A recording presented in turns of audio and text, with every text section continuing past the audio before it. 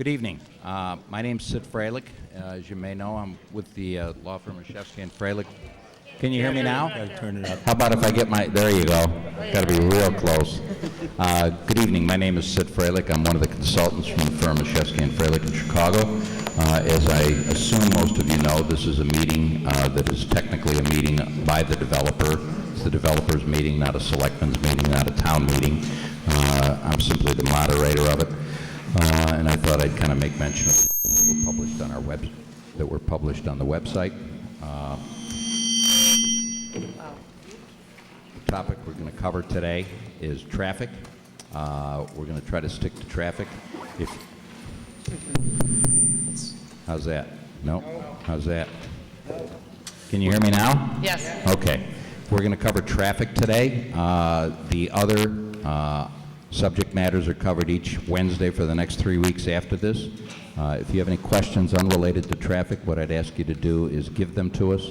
We'll either answer them offline or we'll make sure they're answered when the subject matter comes up. The reason for that is that we didn't invite every expert and every consultant for the other subject matters, so the only one we're really prepared to cover today with the town's consultants are the traffic issues. The way it's going to work is we're going to basically turn it over to the developer. David Nunes is going to make a couple of introductory remarks, and then Sean Reardon from Tetra Tech is going to make the presentation of the traffic report. Then our town consultant, Tygan Bond, will comment on that. After that occurs, we're going to have any questions that the selectmen have. All three of them are here. After they've asked any questions, then the public questions will be answered. If you would, just to keep it moving, what we're going to ask is that each of you was given a card so you know what number you are. If you could just approach that microphone there, maybe you could stack up 2 or 3 at a time so that we can keep it moving along, and we'll do our best to answer your questions. That's basically it. David, you want to start? Yeah. We'll just call. Now, nor can we see you.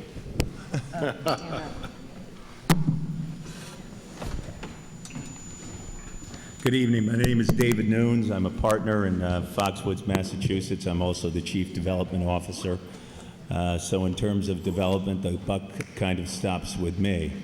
Before we start tonight's presentation, I just wanted to have a brief discussion on some comments that I've been hearing from the community in terms of, why does this change in terms of where we're siting the casino on the property? Why are we looking at 1 minute the possibility of adding lanes to 495 on the exterior of 495, and then the next minute we're looking at the interior and adding them on the median strip? And having been in development for 29 years of my life, I just wanted to explain it's a very fluid process.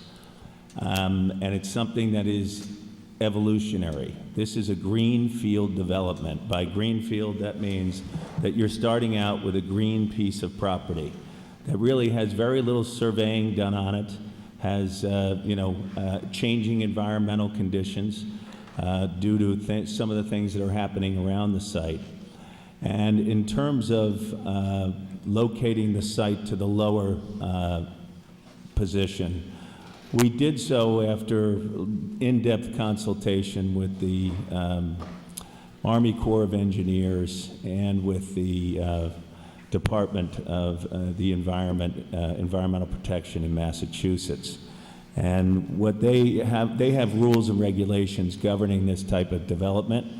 And if you have just one parcel and they see some environmental issues, they'll work with you to try to mitigate those issues. But if you have another development envelope on your piece of land that has less environmental issues on it, they will try to force you in that direction. So that is the reason why we switched sites. It took some time because we had to have discussions with both the Environmental Protection Group and with the Army Corps of Engineers.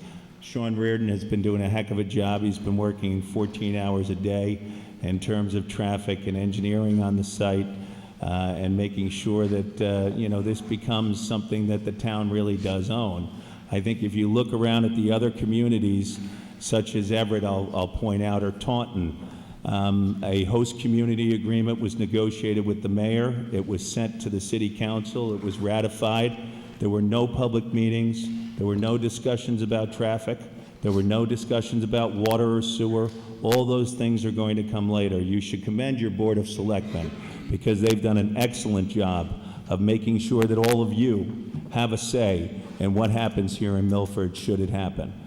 We are confident at the end of the day we can provide a development that will be the least intrusive in Massachusetts, that will provide the best opportunities for all the Commonwealth and for mostly Milfordians. We're looking forward to putting on the table almost 30% of your annual budget in benefits to the town. It's something that you have to give serious consideration to, and I know your Board of Selectmen are doing just that. I thank you for your participation here tonight. I know it's a hot July night, and everybody's here in attendance, and they'd rather probably be home watching the Red Sox or doing something else. So thank you, Milford. I really appreciate it, and so does the Foxwoods team. Here's Sean Reardon from Tetra Tech. Thanks, David. Is that working? Everybody hear me? That fine? Like David said, I'm Sean Reardon. I've been doing most of the work on this site for the last year or so. With me tonight is Chris Callan from our office. He's our lead transportation designer. He's the gentleman that's responsible for most of the designs that deal with the highways. And Mike Hall from our office, who, if you were here June 3rd, he gave a brief presentation on traffic then. He's our lead transportation planner. Just some of the credits for these guys. Chris was the lead designer on the Fast 14. For those that you don't know, the Fast 14 was the project that was done on Interstate 93 north of Boston, in Everett and north of Boston, where 14 bridges were replaced in 10 weekends. So 14 bridges on the main highway that feeds Boston were replaced in 10 weekends. And Chris was the designer, and Mike was the traffic engineer on that. So in terms of complicated projects, aggressive projects, there's no people better. So what I'd like to do real quickly is just go right into our presentation. So this is all about traffic tonight. And what I want to do is just walk you a little bit through the process, walk you through how we get our information and how we use it and what the results are. So the first thing we want to address is, where does our data come from? So, and I say data because everything we do is based on data. We're engineers, we're not lawyers, we're not architects. We have to do, everything we do is based on data. So what we've done is gone out into the local community and counted traffic at 22 intersections.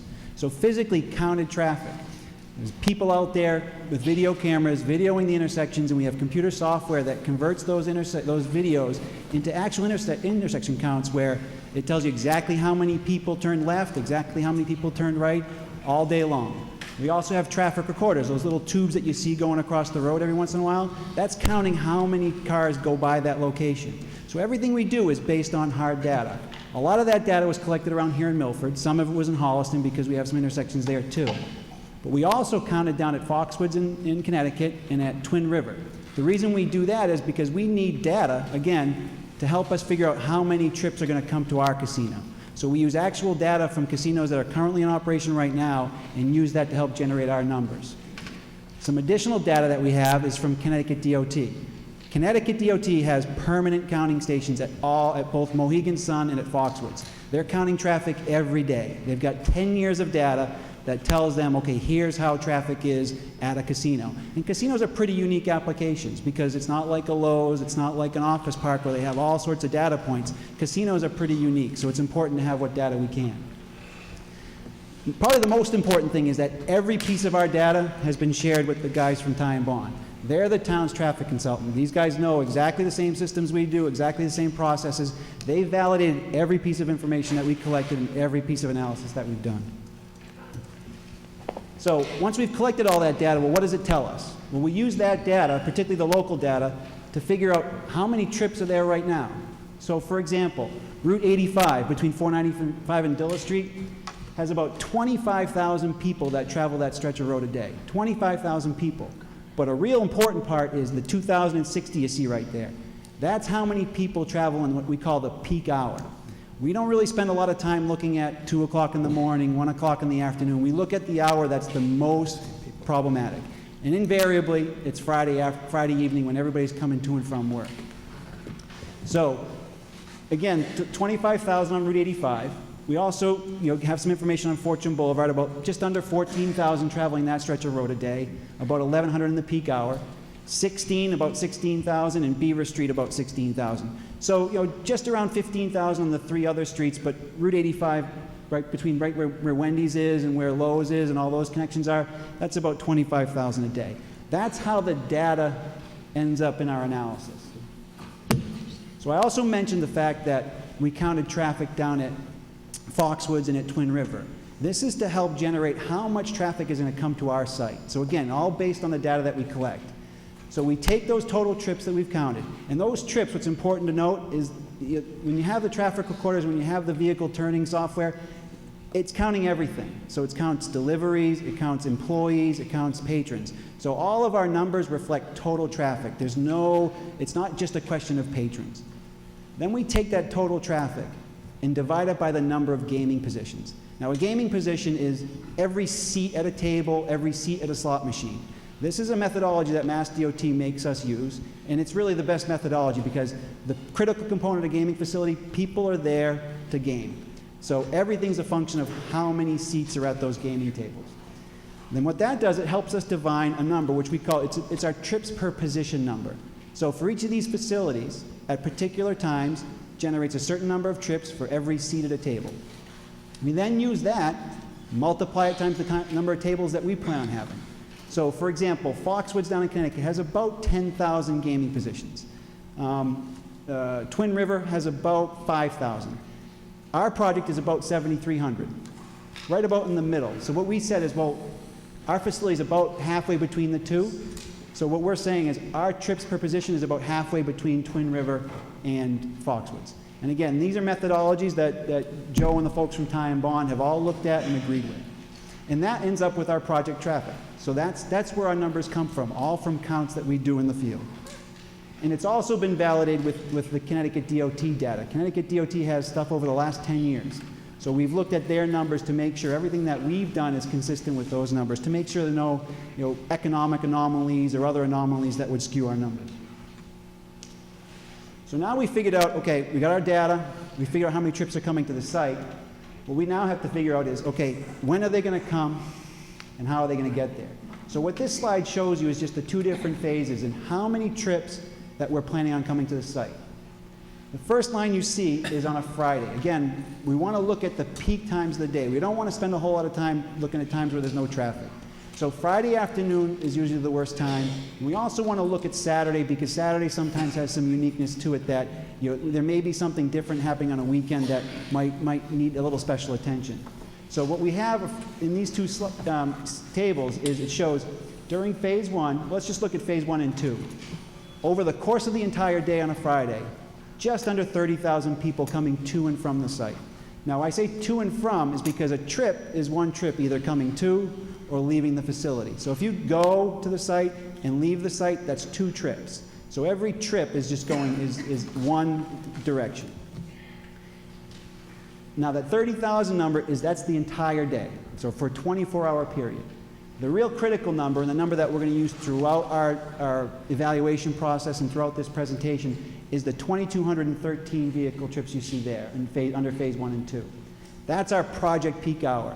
So at Friday, between 5 and 7 o'clock, that's the worst time. That's how many vehicles we expect in that window, 2,200 vehicles. And it's a percentage of the overall throughout the day. Now versus Saturday, which Saturday is the casino's biggest day. So by far, most gaming happens on a Saturday, and usually in the hours between 6 and 7 p.m. So that's our peak hour. During that time, about 2,800 people are going to come to and from the site. But as you can see, on the third line down, right here, the network peak hour, so the worst time on a Saturday is between 1 and 2 p.m. At that time, we're not going to have 2,800 people. We'll only have about 1,700 people coming to and from the site. So in that hour at between 1 and 2 o'clock, when Saturday traffic is the highest, about 1,700 people coming. Now that's total coming to the site. So now we know exactly how many people are projected to come to the site. We need to figure out where are people going to come from? How are they going to get to Milford? Now, what's important to note is that when people game, there's nothing that says people in Wellesley are less likely or more likely to game than people in Milford, nothing to say that people in Boston are going to be any different. So it really becomes an analysis of population. Where do people live? And particularly, where do people over 21 live? Because people over 21 are the only ones that can game. So what we see here is a quick analysis of where the population over 21 lives in relationship to Milford. About 20,000 people over 21 live in Milford. About just under 50,000 live in the communities that surround Milford. So that's about 70,000 people. Almost 5 million live in the zone outside of the immediate communities. So 5 million versus 70,000. And in particular, 4.5 million come from areas more than 30 minutes away from Milford. So what this tells us is that a huge portion of the gaming population that are going to use our facility are going to come from destinations outside of the Milford and the surrounding communities. Now, one quick little thing to note is that I said before that there's nothing that says people in Milford are more likely to game than people in Boston. There is an adjustment that we put in because people in Milford, they're going to be closer, so it's going to be easier to get here. They are more likely to go just because of proximity. So we put adjustment factors on all these numbers that when you look at it, it says, all right, although there's more people coming from 30 minutes away, we have a factor on each of those numbers that says people in Milford are twice as likely to come because they're closer. Not for any other reason, just because they're closer. So how will people get to Milford? All those numbers and all those population numbers all get looked at, and we look at every town, every community, and say, how are they most likely to get here? So people in, say, Hopedale, they're not going to get on 495. They're going to get on Route 16 and head east. So we looked at all those populations within that zone that we showed here. Every community we looked in here and determined what route are they going to take. And the way it breaks down is that about 91% are going to come directly from the highway, from roads outside of Milford. So we've excluded, that 91% excludes 109 and excludes 85. Although people are going to hop on the highway and get to the site by those, we still consider that local traffic. About 1.5% will come from 85, 2.5% from Route 16 West, 2% from 109 West, 1% from 85, and 2% from Route 16. Again, these numbers seem small because it's all based on population. The people that are likely to use 16 and heading east only represent 2% of that entire population that's likely to come to the casino. So now that we have 91% of our traffic coming from 495, it becomes real important for us to get that traffic to the site without touching local roads. The only way we can do that is get an interchange off of Route 495. The Federal Highway and Mass DOT will not allow a direct ramp connection into a private site. We have to connect to a local roadway system. So in this case, the local roadway system that we're proposing to connect to is Route 16. Now, Route 16, as you all know, doesn't have an interchange. So if you want to get to Route 16, you've got to either get off at 109 and go through Beaver Street and down Route 16, or cut through on South Street. Or if you're getting off at 85, you have to cut through Adams Street or more likely go down Fortune Boulevard. So what this does is it provides a direct connection from the highway to Route 16. But the important thing here is, before you get to Route 16, our site is here, and we have a connection off of that site. Off of that roadway, that new Route 16 connector. So what it means is people coming on 495 can come, get into the site, and go back to the site without ever touching the local roadway network. That's a big, big, big deal for us, because what happens is the 95+% of people that are coming to the site using the highway are never going to touch the local roads in the neighborhood of the site. So Federal Highway isn't just going to let us put an interchange off of the highway without making sure it's safe.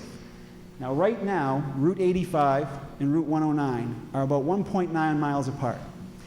In speaking with Federal Highway, our initial evaluation of the system was that we consider this an urban interstate, which means because of the population in Milford, it looks more like an urban interstate than a rural interstate. In our meeting with Federal Highway, first statement out of their mouth was, this is a rural interstate. Required spacing on interchanges is 3 miles. We said, but it's only 1.9 miles right now. How could it be a rural interstate?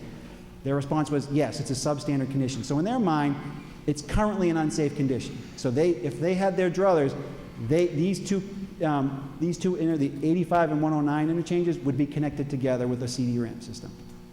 So what we're proposing to do is here, just real quickly to orient people, is a CD road is a protected zone. So what it does is it allows the folks using these interchanges, 109, 16, and 85, to merge on and off the highway using a protected collector-distributor road. That means it's a separate road off of the main line. So what you can do now, for those who come on to, let's say you're going on 109, or coming on 495 north from Route 109, it's a little bit of an uphill ramp, hard to get up to speed. You get on that ramp, you get on 495, you're having to merge with traffic in that right lane that's already at mainline speed, heavy trucks, everybody flying down that road. In this application, you don't do that anymore. You come up 109 and merge on with a separate body of traffic that's protected from the main highway that only includes people using the 85 interchange, the 16 interchange, or the 109 interchange. What that does is it allows you to merge on more gradually, get up to speed, and then enter the main line at either end. So either at the south of 109 or north of 85. Now, in order to do this, we got to add a lot of pavement. The way it works now is there's existing constraints on the outside of the highway. So we did an analysis that showed that the space inside the highway, the median, had more than enough room for us to build our widening inside the highway. This keeps the main line, actually moves the main line further from the neighborhood. It's only 40 or 50 feet, but it's further away. And it makes us, or allows us to just keep the existing ramp systems connecting the highway just like they are. So if you envision the construction process for this, it's a lot easier for us because we can just set up a barrier on that edge of the existing road, keep traffic exactly the way it was, and then build that new line inside the median, and then transition mainline traffic, and then build the collector-distributor road. So this is how it looks. And this is about right here is 109, here is 85. Now this is, the yellow you see is actual new pavement. The gray you see is the existing highway. Actually extends beyond these because the merge lanes on each end extend beyond, but we wanted to make sure people could see it. So we want to real quickly just go through some of the way traffic's going to change and some of the results of what happens when you build a new interchange. So if you look at the way people access Route 16 from I-495 north, they come off at 109, take a left on 109, head right up Beaver Street and a right on East Main Street. Under proposed conditions, you'll now just come down 495, exit off at the Route 16 interconnector, and head either direction on Route 16. What that does is it takes two trips. So if you're coming from 109, but your trip is in one direction, you're going through the intersection of 109 and Beaver Street, which is already a problem intersection. You're going through the intersection of Route 16 and Beaver Street, problem intersection. So with the new interchange, those trips don't exist anymore. So one of the biggest benefits of having this interchange is that those trips are taking out of that route. Same thing heading south on 495 and trying to access Route 16.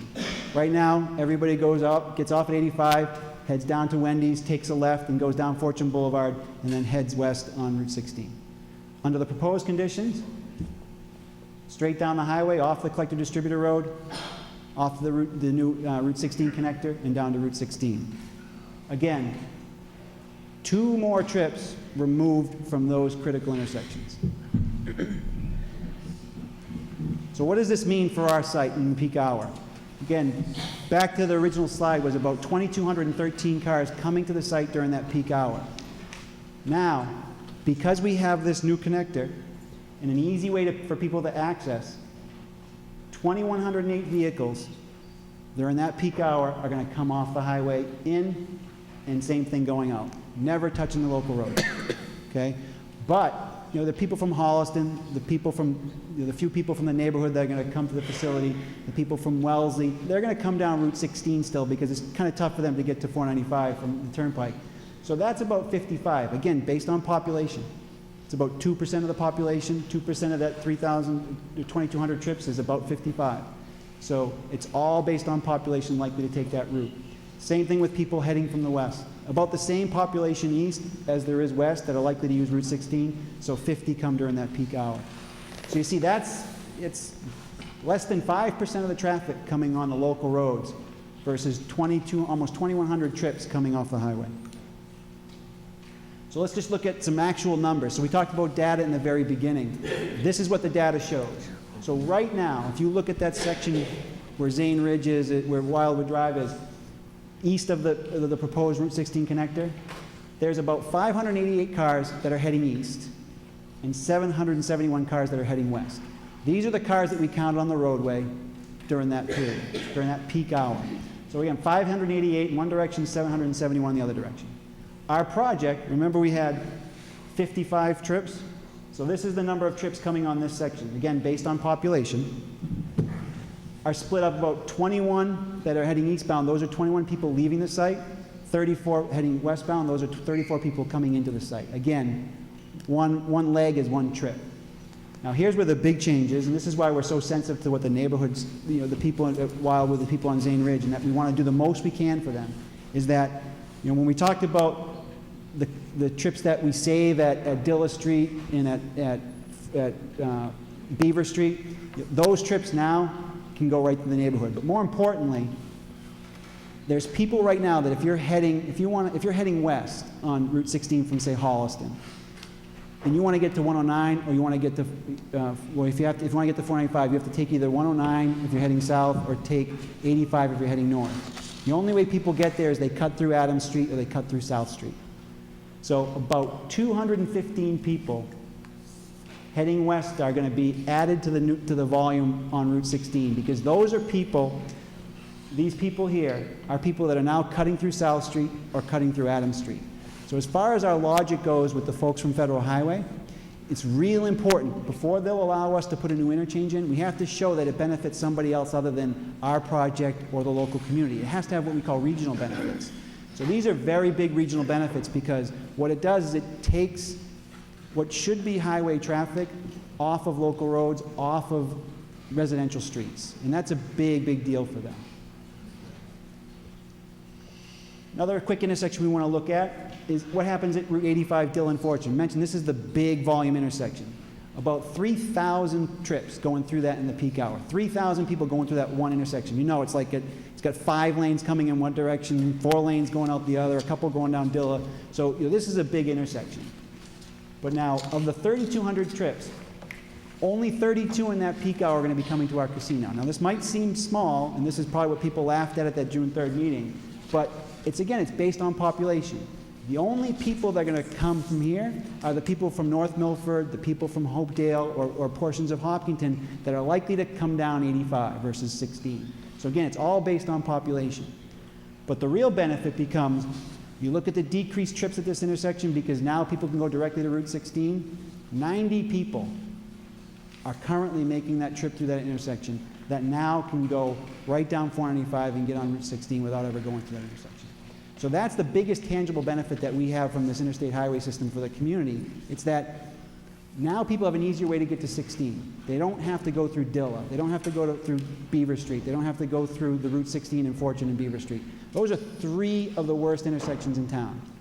Not the worst, but 3 of the worst. So anything we can do to reduce traffic through those intersections is critical. And it's substantial what the project will do by creating that new interchange. So those are that's some of the science. Now, we have a report that details every one of these intersections, every one of these analysis points. If you care to, it's on the website for the casino. It's on the website for the town. You can wade through that. It's actually a pretty easy read, so you'll feel free to do that. But now what we want to talk about is, okay, what are we as a project? What's the package of improvements that we're planning to do that make things better, or at least make things as good as they can be? First is our 495 highway improvements.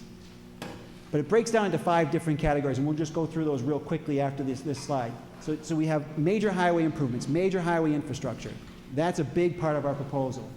Then our next priority is the neighborhood. Okay? The reason the neighborhood's not the first priority is because without the direct connection from 495, this project doesn't work. All right? And there's people saying, well, if you don't, what happens if you can't get the connection to the highway? Well, if the connection to the highway doesn't happen, the project doesn't happen. That's clear. There's no way we can process the amount of volume through Route 16. It just can't happen. So that's our first priority. But the neighborhood, the immediate neighborhood, Zane Ridge, Whispering Pine, all the folks on 16, particularly the folks on 16, because those with driveway on 16, that's tough. We want to focus all of our attention, or most of our attention, on making whatever benefit we can to those people possible. Then we have improvements to intersections throughout the rest of Milford. So we looked at all the intersections that we impact and a little bit beyond that, and tried to figure out what we can do to make things better. The last two things is transportation demand management. So all of our work is all about people coming to and from the site. There are things we can do, very standard things we can do, to reduce those number of vehicles, whether it's buses or carpooling for employees. We're going to have a program, a very specific program of things that incentivize those kind of activities that reduce traffic even more. And then finally, we're proposing a traffic monitoring program, similar to what Connecticut has. We'll have permanent stations where traffic is counted every day, all day. Now, it's a benefit because if we ever come to go look at Phase 2, we'll have hard data at all these intersections for not just a window of time, for every minute of the day.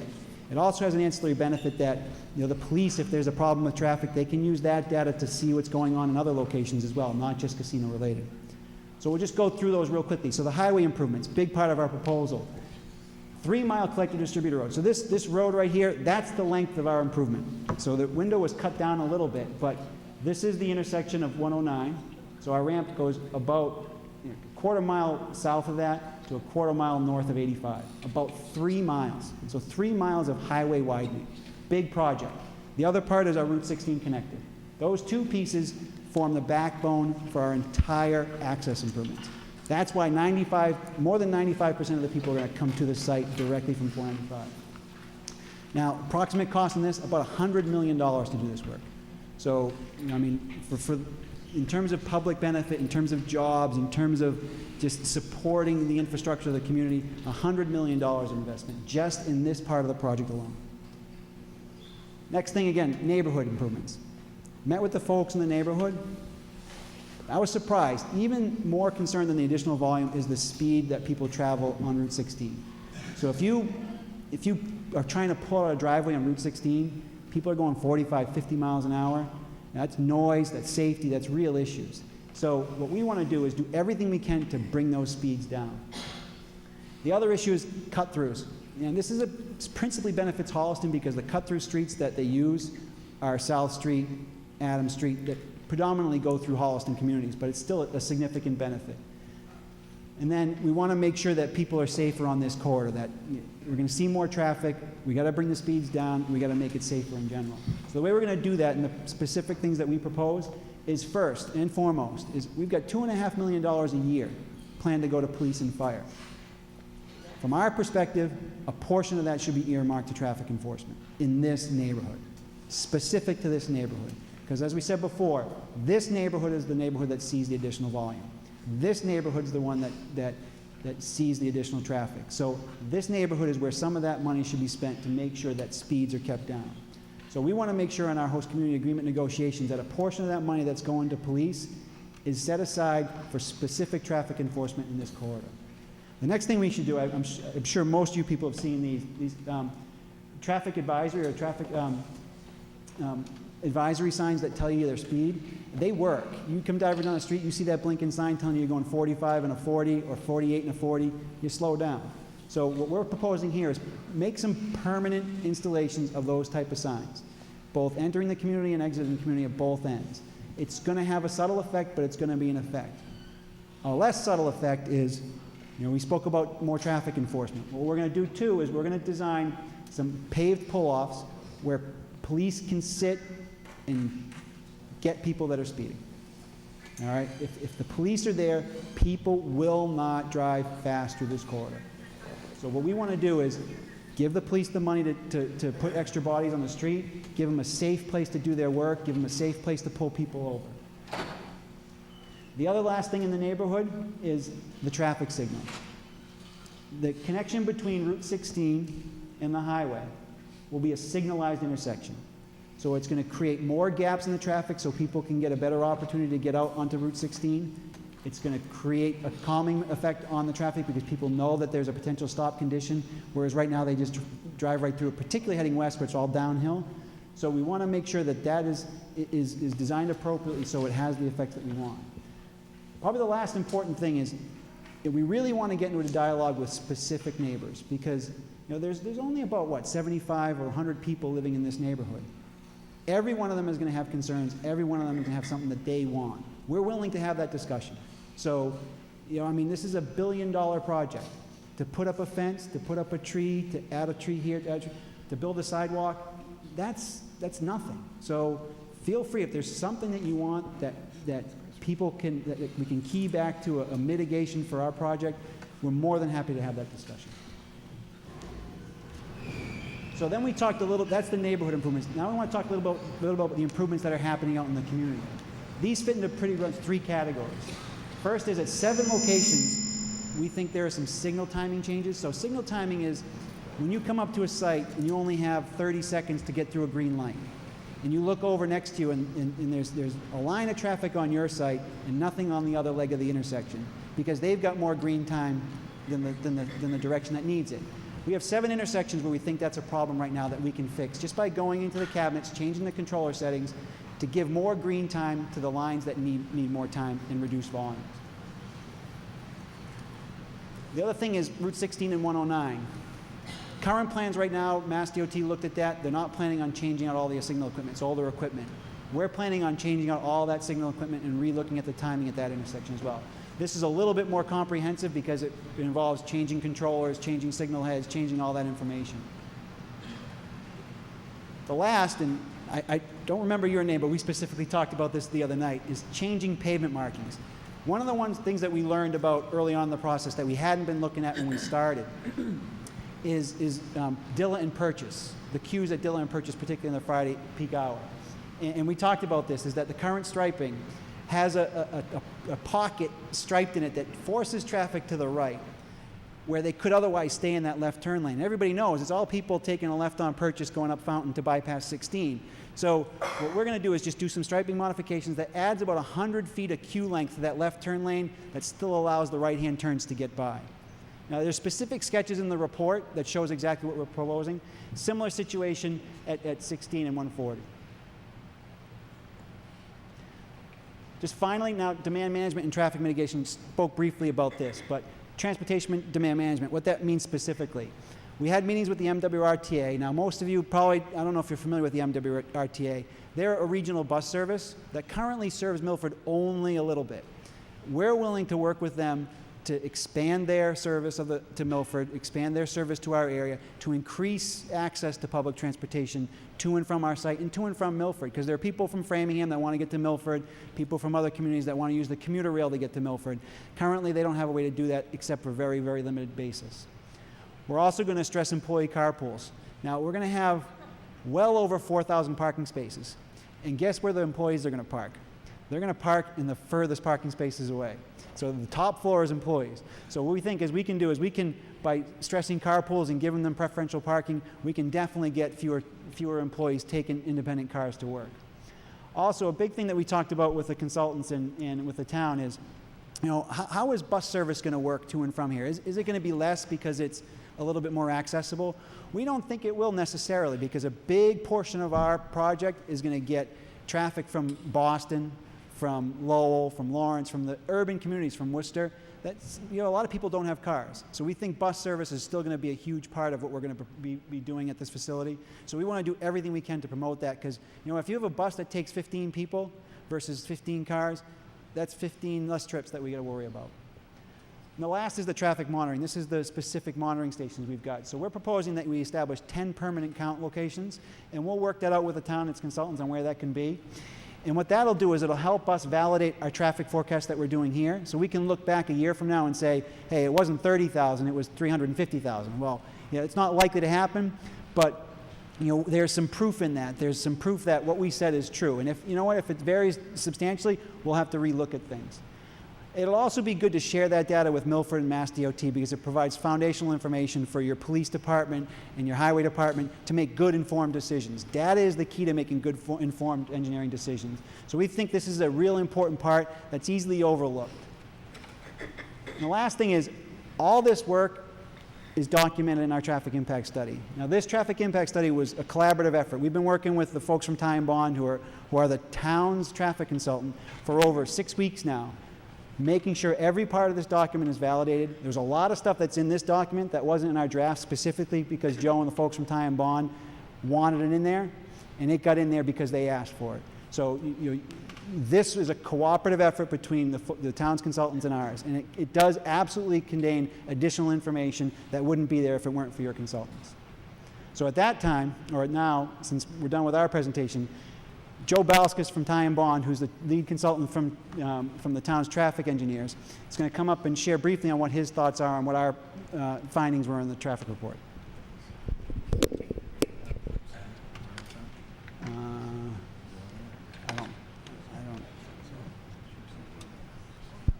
Do you have a...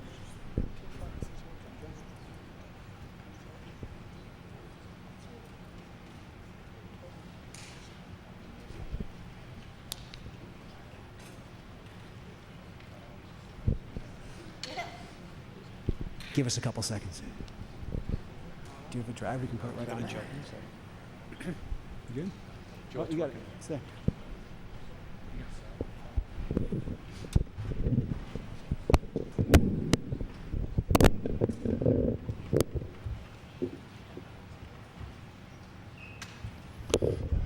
Good evening. For the record, my name is Joe Balskis. I'm Director of Traffic and Parking for Ty and Bond. As Sean mentioned, we prepared a traffic peer review study for this project. I was assisted by Jason Plord to my left here, who myself and him did an in-depth analysis of the efforts. As Sean mentioned, it was collaborative. It was a lot of back and forth, a lot of discussion. And I want to kind of just go through what we did as part of our efforts so you understand what our role was in the project and some of the issues that we came across in reviewing the traffic study with Tetra Tech. Just real quick, many of you may not know about Ty and Bond, who we are. We're an old firm. We've been around 102 years in Massachusetts and New England. We've been serving communities ever since 1911. So we've been around for a while. About 230 employees. We're a mid-sized firm. We're 6 offices. We have 3 in Massachusetts. So we know Massachusetts. We're in Westfield, we're in Worcester, and we're in Pocasset. We're a top 400 firm. Engineering News Record is like the industry magazine that talks about number of firms and size of firms. We're in the top 400. But we're an engineering and environmental services firm with a transportation specialty. And it's my role as the Director of Traffic and Parking, and that's what I do, and supported by Jason. But more importantly to you, the residents, and to the town of Milford, we know casinos. We have casino expertise. So this is not something brand new to us. This is not something that we haven't done before. We've done many peer reviews before, but casinos themselves, we know them. And as an example, on the slide here, I'm showing the casinos that we've been involved with, past and present, including most prominently right now, Hard Rock Casino in Hard Rock, New England, which is in West Springfield. It's ongoing. We're working for the casino in that project. Mohegan Sun, Massachusetts, in Palmer. We're working for the town of Palmer on that project, a similar role that we have here tonight. We've done work for Ameristar Casinos in Springfield, Mashpee Wampanoag in Middleborough, Mohegan Sun in Uncasville, Connecticut. We've worked for them on master planning, a lot of traffic modeling, as well as outside New England and Pennsylvania, the Bethlehem Casino. So this gives you an example of the casinos that we've worked with and worked on as a firm. And myself personally, I've worked on Mohegan Sun in Uncasville as well as Hard Rock. And I serve at the Hard Rock Casino as a lead traffic engineer on that project. So bottom line, we know casinos. We know what to look for when we're doing a project like this. We're doing a review of someone else's work. As part of our effort, we prepared a traffic review report, a letter report, that I guess will be online shortly, if not online yet. Finalized it today, as things were getting to the end here in terms of reviewing stuff. But some of the key components I want to review and talk about, one is collaboration, Sean mentioned, the existing and future conditions, traffic generation and distribution, 2 huge components of a traffic study for the public, not understanding how casinos generate traffic, not understanding where they come from, how is it all determined, what's the science behind all that. The analysis, obviously, that we do, and they've done, and mitigation, as you heard a lot about.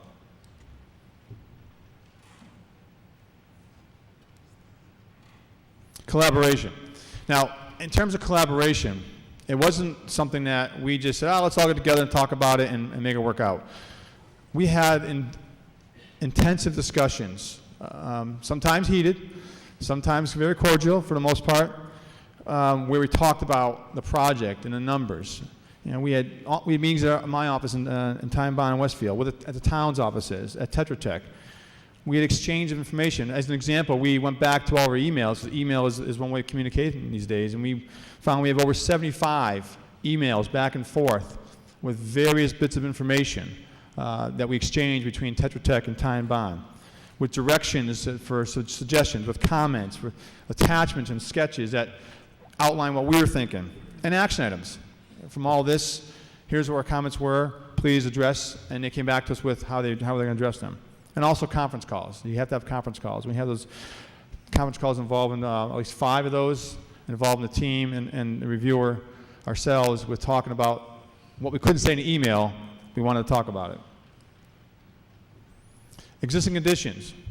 Now, I don't live here, Jason doesn't live here, we're not residents of Milford, so we needed to get out here and observe. We needed to be out here in the peak hours, understand during the morning peak hours, during the afternoon peak hours, understand the backups on 109 as you're going into town, how long the backups are, understand how the intersections operate.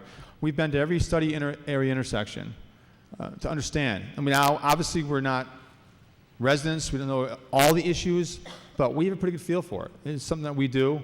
You know, we drive it, we watch it, we understand it, we get the information. So we have a pretty good understanding, we think, of how these study area intersections operate during the peak hours.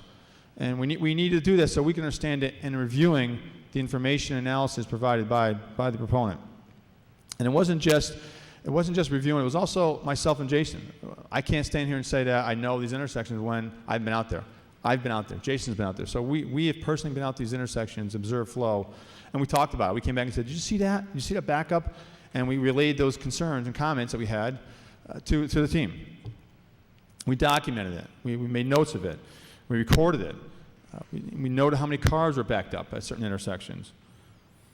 We also did some comparisons. We looked at the seasonal volume. We looked at historical volumes. When the counts that were done as part of the traffic study, how do those compare to data?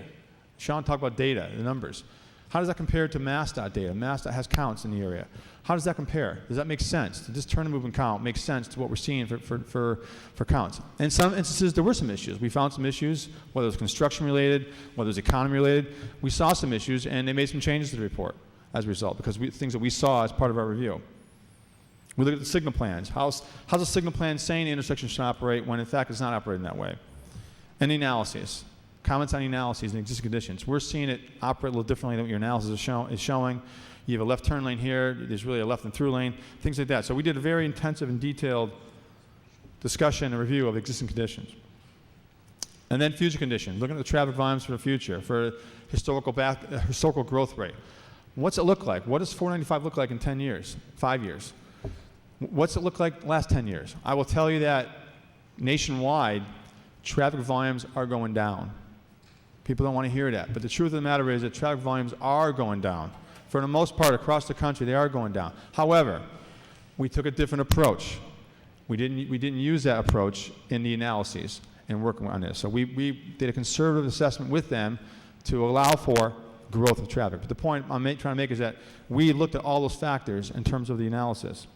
Looked at background developments, what's not been built yet, what's been approved over on 85, Stone Ridge, things like that.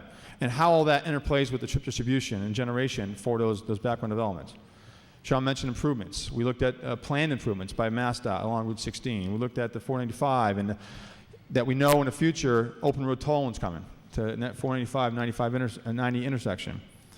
And how those improvements work with in terms of the analysis that was being done. And also review the findings. You know, the analysis methodology, what was used, was it appropriate? We look at that and what we've done, other casino projects, what MassDOT requires, what MEPA requires. And how does that impact areas of the study, the intersections? What are those impacts? Are they real? Are they significant? We need to address that with additional mitigation measures, which we did. We talked about areas that we felt were being impacted and should be looked at a little closer. So what does that all mean? We did a report I mentioned that is online. We summarized it. And the key points of the report when you read it is that the study itself, after going through this process over the last 6 weeks, back and forth, talking about it, reviewing stuff, making sure the I's are dotted and T's are crossed, and analysis were done correctly, the traffic study, I can say, has been prepared in what we consider in accordance with industry practice, what we do as traffic engineers across the country, as well as in accordance with local and state requirements.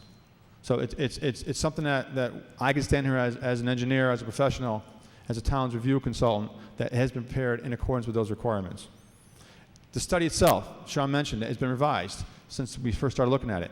It incorporates our suggestions. It incorporates our revisions. As of Monday, we were making changes. Actually, yesterday, because of our meeting on Monday, our suggestions, our comments, they were making changes.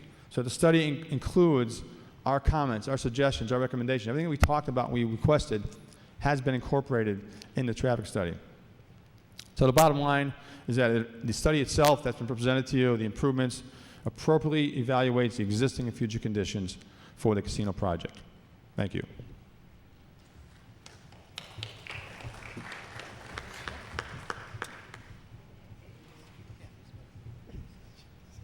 Thanks, Joe. At this point, we were going to reserve the next X percent of the meeting for the selectmen to ask any questions of either side. I see Mr. Buckley standing at the microphone already, so Bill, have at it. Thank you. I guess I don't have to yell in this microphone. You know, I've had very little time to go over these reports and specifically the changes since last Friday. So the difference between the draft and the final is something I'm less studied on. But I just had some questions to gain a better understanding. So this is really seeking to understand more than anything else. Different studies, it looks like, have shown 28%, as an example, local traffic with less than 30 minutes, and 66 for Twin River. So I think it's Foxwoods and Twin River, for example. Our study indicates that less than 9.5% come from less than 30 minutes. I'm not expecting all the answers tonight. I have a benefit that might be a little bit different, and so do the other board members. People can get back to us, but what I'd like to do is go through some of these questions, have you consider them. If you want to sit down and you answer them, that's fine, or we answer them later. I just want to tell you where I'm struggling with the differences in local traffic between the three locations. You know, you said tonight that mitigation east of 495 is in large part a function of enforcement. I didn't see that in the data, so I'd like to get some better understanding of that, because frankly, we have very capable people here, and if it were simply a matter of enforcement, I'm skeptical, because it makes me wonder why we didn't think of that before. This is going to put greater pressure on Route 16, and I think it's more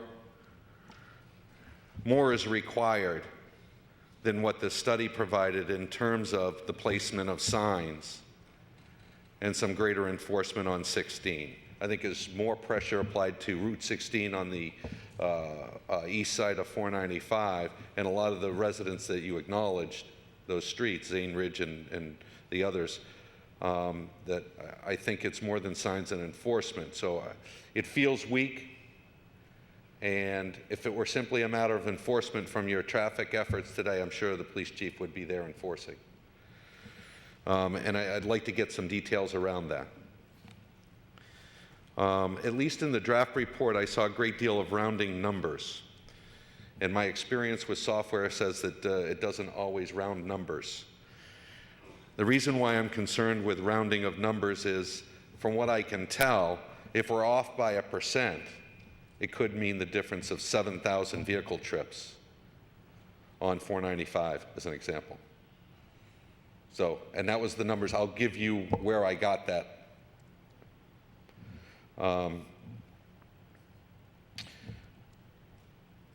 I'm not sure what the current state is with the Federal Highway and Mass Highway, but I think it's an important part of the presentation to the community to talk about where we are with that, or where you are with that specifically.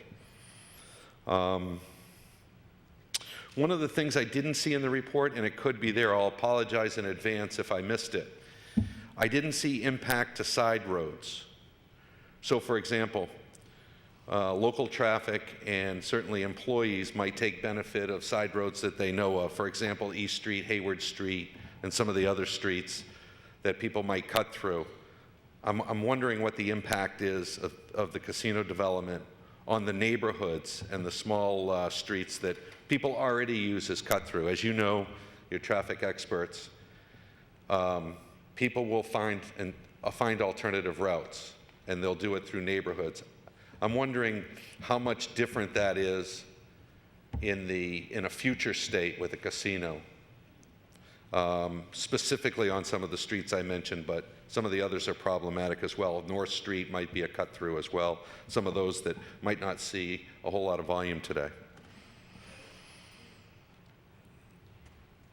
I'm still struck by, and I mentioned this in the June 3rd meeting, I'm still struck by the numbers associated with local business at the tune of $50 million worth of revenue to local businesses,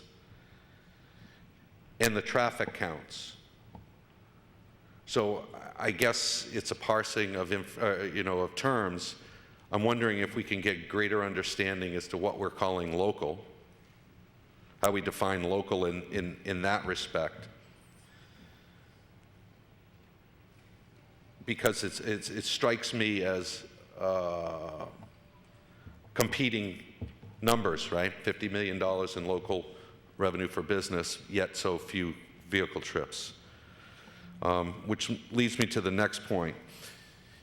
Is there the possibility to receive the breakout of what you anticipate that to be in terms of employees versus patrons?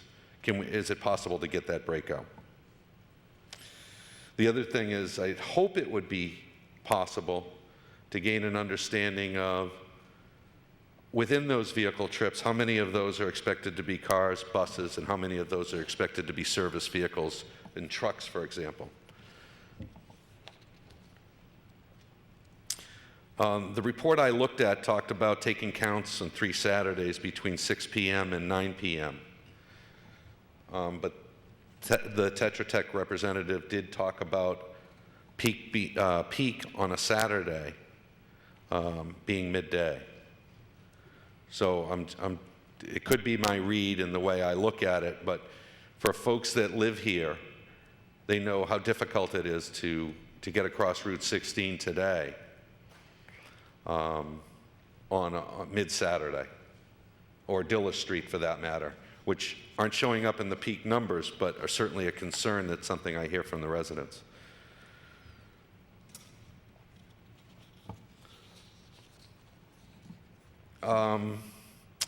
There was one of the slides, the Tetra Tech slides, that showed really an expectation of the number of, or where the people were coming in to patronize the business. And I'm wondering if we could put that slide up.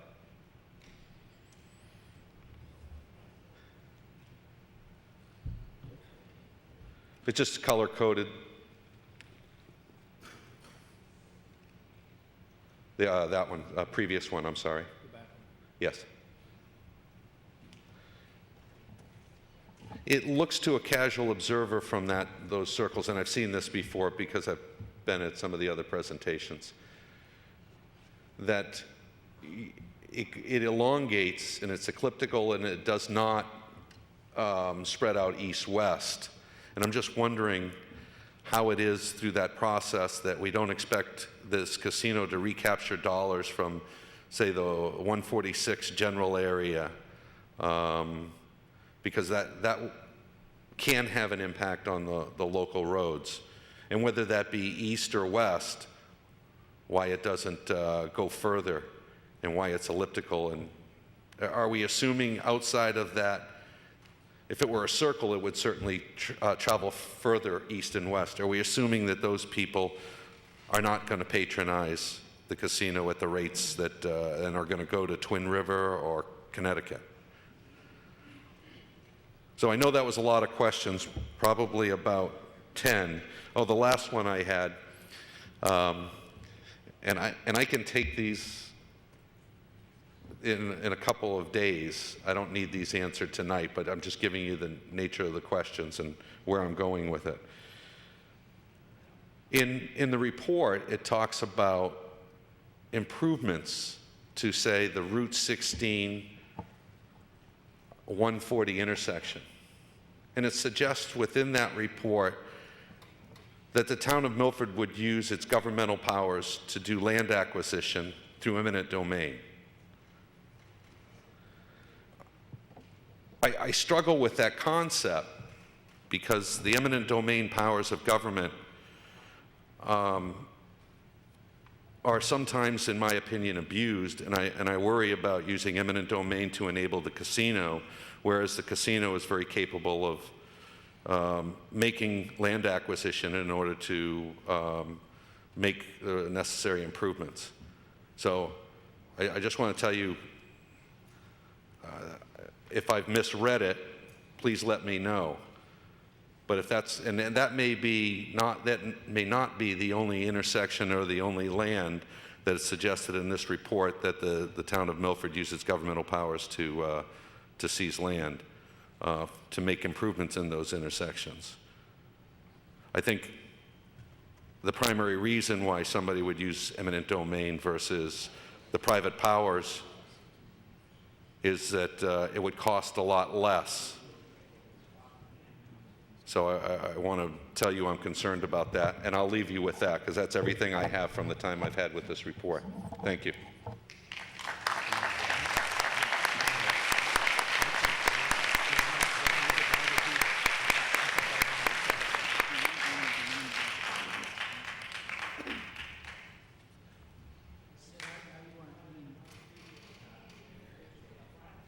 Mike, do you want to?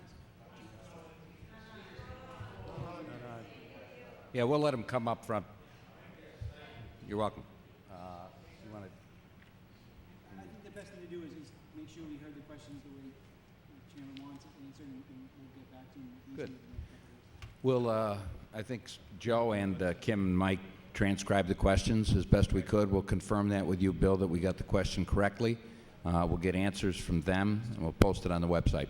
Very good. That works Okay? for me. Thank you. Good. Any other questions from the selectmen?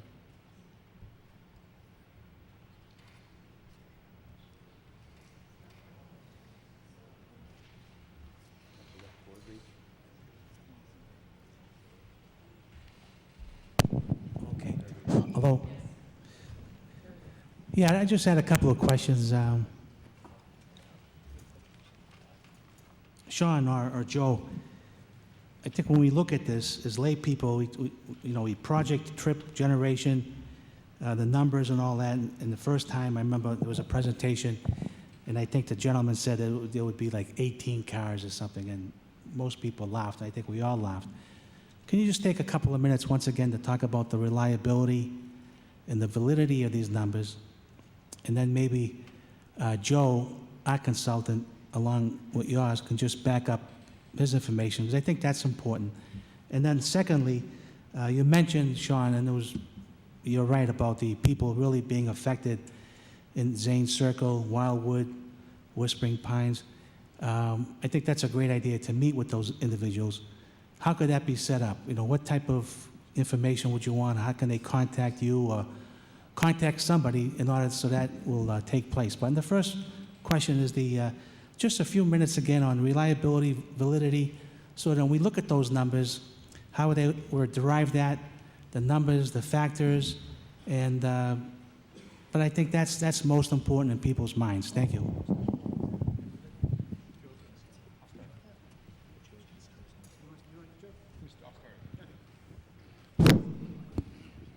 Okay, just in response to the question on the reliability numbers, when we first started looking at this traffic study on numbers, we started wondering where they came from. How are the trip generation numbers developed? And we said we've got to use hard data that's tried and true, that's been used and developed over the last 20 years from the casinos in Connecticut. And these trip generation numbers are basically approved by a state agency. The Connecticut Department of Transportation uses these numbers. So they're approved by a state agency. So that is, in terms of validity, that's about as best as you can get in terms of trip generation for a casino, is over 20 years of data from casinos in a nearby state that are approved. The rates themselves are approved by a state agency. And the numbers that were used in the Tetra Tech report are very comparable to those numbers. So if they weren't comparable, we would have raised the alarm right then and there. But that was part of our process in reviewing our trip generation. And we had some comments as well on trip generation, but using those numbers, comparing those numbers, that is some of the best data you can find across the country in terms of trip generation.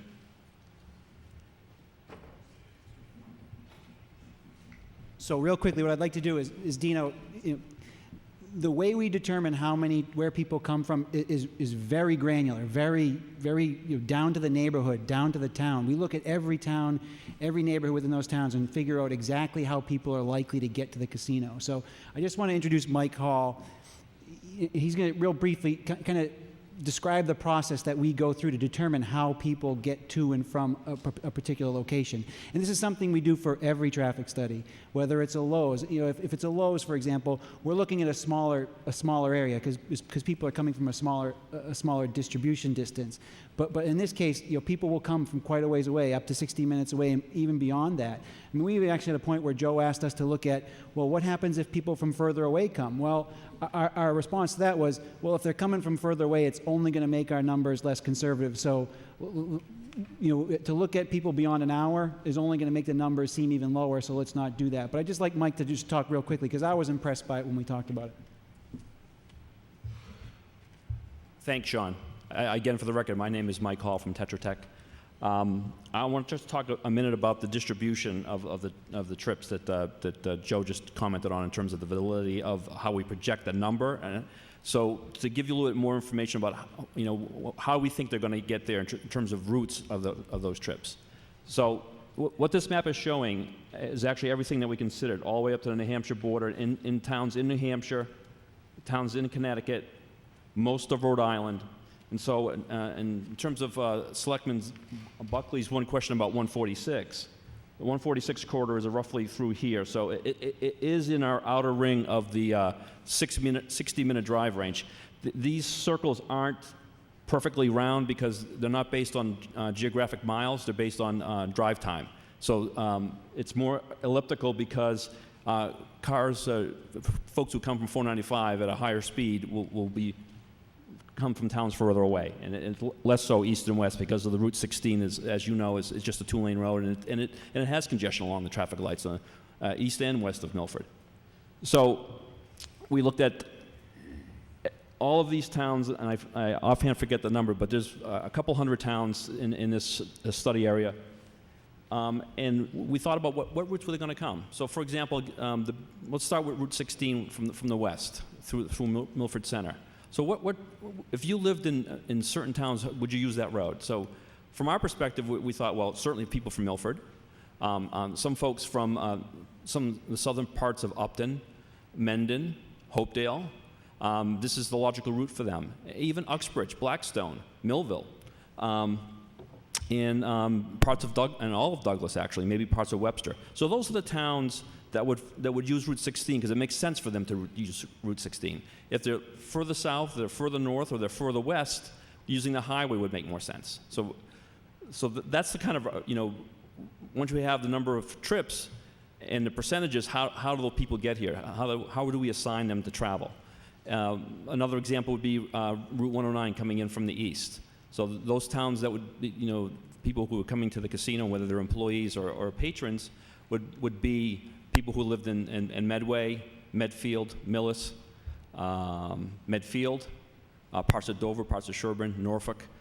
We feel like those people would use 109, and that's why we have that percentage that we have. But you think about the towns along the 109 corridor or the towns west of Milford and Route 16 corridor, they're pretty small towns. You know, a lot of them only have 5 to 10,000 people in them, maybe 15, and not all of them are over 21.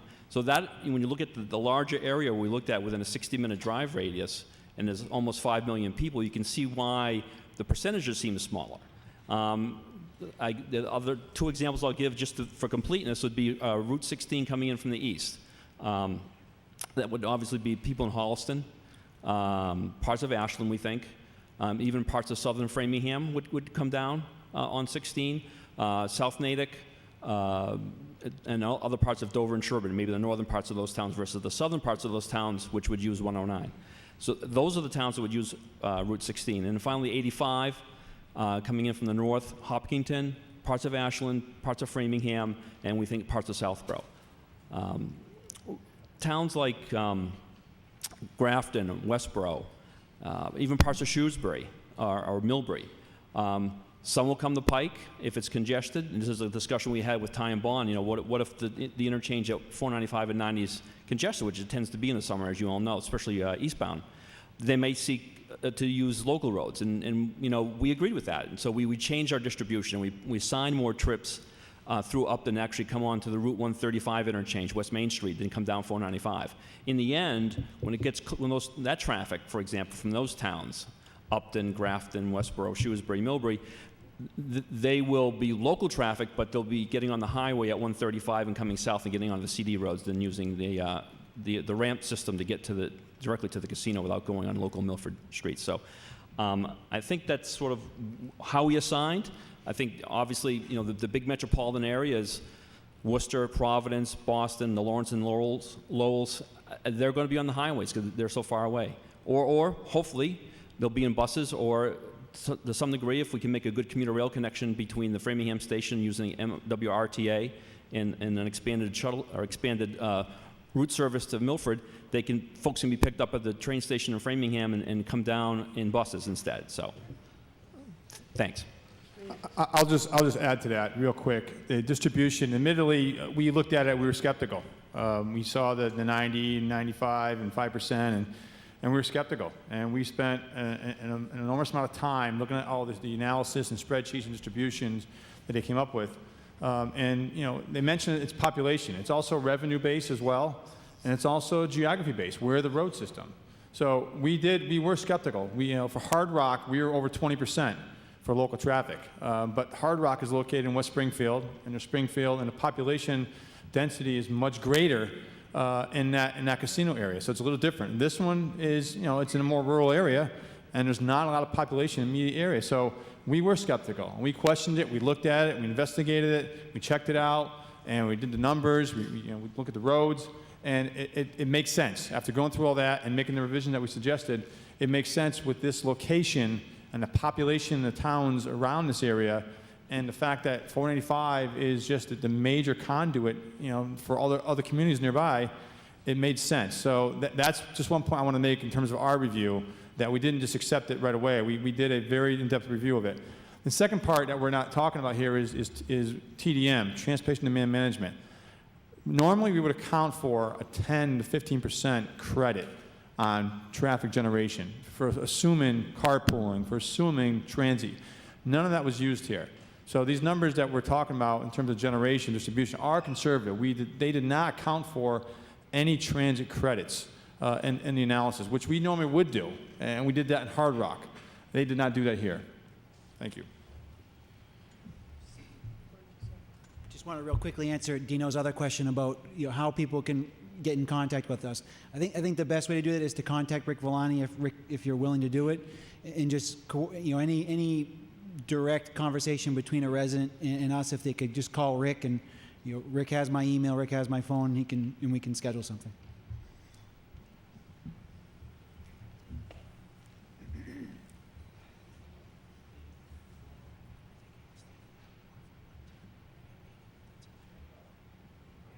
Pick one. Right up here, fine. You're closer to this one. Wherever you're closer, better.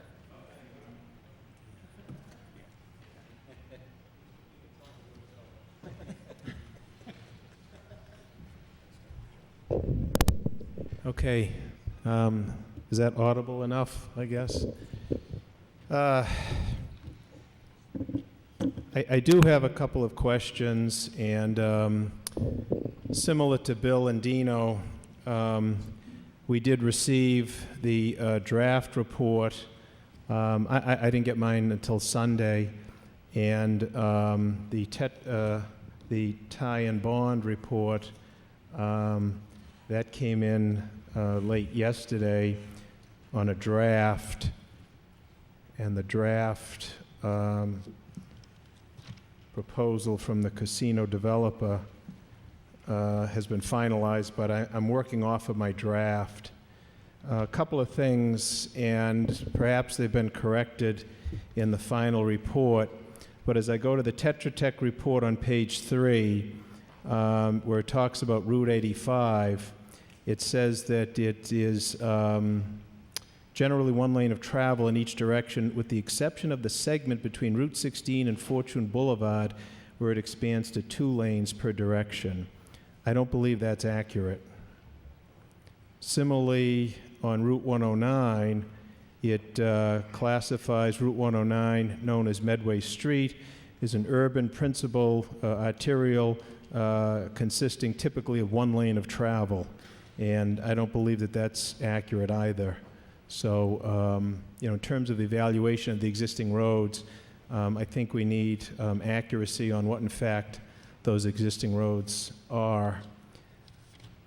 I think that the bulk of my questions, I think, revolve around the traffic volume. And I guess what I'm trying to do is to get my arms around some of the key traffic volume numbers, principally on 495, but also on some of the roads, and trying to match up what I found in this report with some of the numbers in tie and bond, and also with some of the numbers that were up here. And maybe I'm just not seeing them correctly, but let me just ask, although traffic counts were done in April, May, and June, it was just on Route 85, Route 16, Fortune Boulevard, and Beaver Street that they were done in April. Is that correct?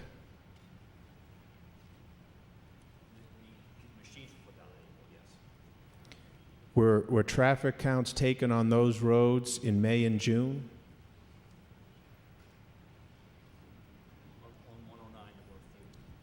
On Route 85, Route 16, Fortune Boulevard, and Beaver Street. That was just in April. Okay. And that was just the time frame, April 25th to April 28th, correct? Okay. And the other dates in May and June were some intersections, is that correct? Yes. Okay.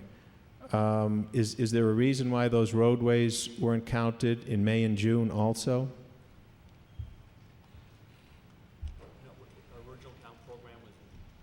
I think you need a mic, yeah, because I don't know. People might want to hear it, I guess. Yeah, we obviously we had a lot of intersections to count, and we use a firm that counts for us with the equipment, and they were able to do some of the intersections in machines in the road, the tubes, the ATRs they're called, the last week in April, and some of that count program carried over into the first week in May. There was one intersection that needed to be recounted because we weren't happy with the data, so we recounted. That was later in May, and we added an intersection, for example, based on some comments we've got from the community. We added, why the count was done in June, was Purchase and Dilla Street, for example.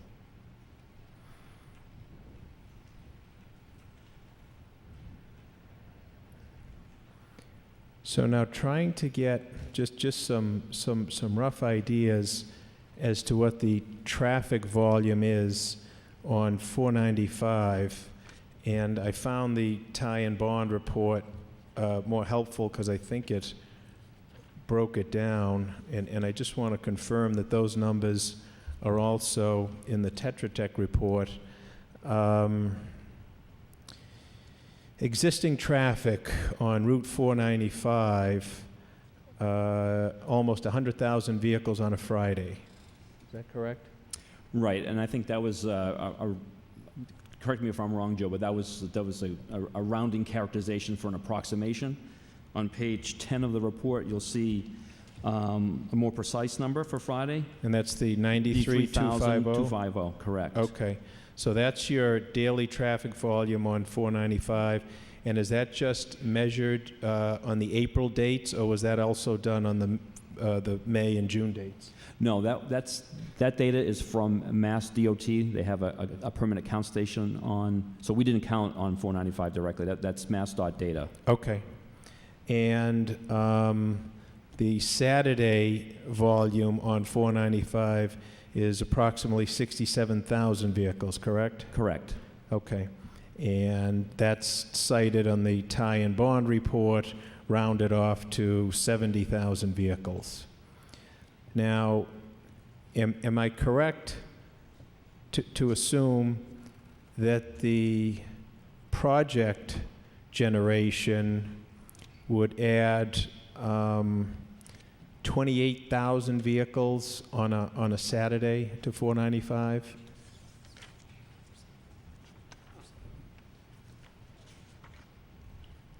I just want to make sure I get the right number. Yeah, no, I understand. So, What page? sir, are you looking at table? You getting that from table 14 or from the tie and bond report? I have it on the tie and bond, but I'd be glad to go to the corresponding table in your report, and that Right. is what, I'm sorry, 14? Is that what it is? Yes, and Okay, yep, let's take a look at that. so the So, total. okay, now that, okay. That's phase one. So you want to look at that, or you would prefer to look at phase two? Actually, right now, I'm just trying to kind of gauge the percentage of vehicle increase on 495 attributable to the casino. So I see on table 14, under the Saturday column daily, I see the 28,102. Correct. And that's the total generation. That's ins and outs for the 24-hour period. 91% of that will be on 495, if I recall my distribution correctly. So, so 28,000, maybe less, about 2,800, 2,700. I'm just doing the math in my head. So we're at 91%. So around 25,000 would be on. Okay, so that's a total number to the casino. Good. So 495 would be somewhat less than the 28,000. Right. But correct. not dramatically so. Right. So. Okay. And then let me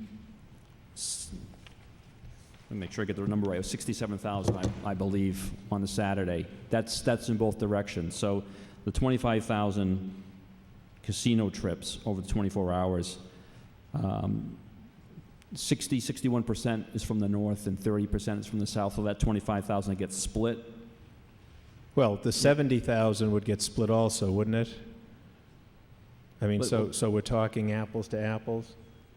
Well, that's passing through Milford, so it's in both directions. Okay, all right. So if there's 70,000 vehicles on a Saturday, and approximately, 27,000 vehicles could be expected to be added on a Saturday because of the casino, is that correct? Correct. Roughly, yes. Okay. Yeah. All right, I'm just trying to Yeah. figure that out. And then Friday, oh gosh, you see the problem I have is just trying to get my arms around some simple numbers, because, and I understand the depth of the analysis that you've done, but it just spreads everything out, and I like to try to boil it down as best I can. Sure. So our Friday traffic, and I'm trying to find this on the 495, that's that 67,000 number, or the 70,000 according to Tie and Bond. That's back on, that's back on the Tetra Tech page 9. Right. The Friday number is 93,250. So roughly 93,000 for Friday. Today, if that's the number you're asking for.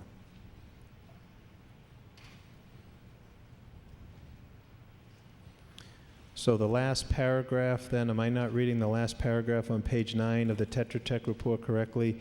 It says on Saturday, I-495 carries 67,350 vehicles. Yes, I thought you were asking for Friday. My apologies if I No, get the days mixed up. no, So that's I'm- correct for Saturday, and it's 93,000 for a Friday. Okay, yep, okay, so, and it's the 93,000 on the Friday. All right, so now the casino trips on a Friday, and that's going back to your table 14, that's 22,000? Correct. Okay, So 91% of that, so roughly 20,000. okay, all righty. And then going towards the peak hours, which I take it is the most crucial. Yes. Again, table 14 tells me that the total peak hour, well, you've got it broken down in morning peak hour and afternoon peak hour. Is that correct? Correct. So the afternoon would be the most critical. The trip generation for the casino would be higher in the afternoon, Friday afternoon. And that's your 1,700. Is that correct? Roughly, yes. Okay. That's Now, according to the tie and bond, the Friday peak hour volumes at present is about 9,200 vehicles. Is that correct?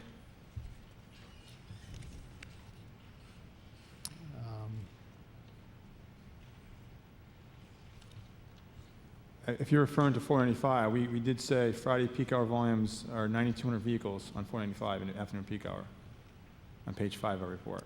I have page 5 of your report indicating Friday peak hours on 495 and 9,200. And Correct. we're looking, I guess, to add 1,700 vehicles or a little bit less than that onto that. I just want to make sure that I'm following that correctly to see if that's the correct numbers to draw our percentages off of. That is correct for the initial phase of the casino. Okay, and this, all right, okay, so that doesn't take into account anything for phase 2, if and when phase 2. Correct. Okay. And what are the Saturday peak hour vehicles on 495? Because I don't see that on the tie and bond. And I don't see that in the Tetra Tech either. I have the final version in front of me. I'm hoping it's on the same page, but it was on the bottom of page 9, the last paragraph. On page 9, okay. It may be on top of page 10, I don't know, in your version. The casino peak, if you recall, is later in the day versus the current peak in the area, which is 1 to 2 o'clock in the afternoon because of all the retail. 6 to 7 p.m. And it's volumes on 495 in that period are 2,200 vehicles. Again, that's rounded plus or minus. I see that, yeah. Northbound, and 2,000 vehicles southbound, so that's a total of 4,200. Okay, so that's 4,200. And then the peak vehicles for Saturday on the casino would be roughly 2,700 if we're going to add the morning and the afternoon. If we just go to the afternoon, it would be about 2,100. Am I reading that table 14 correctly? You are. Okay, That's correct. okay. So if you think of, again, 91% of that 2,100 would be on the highway, either north or south would be split.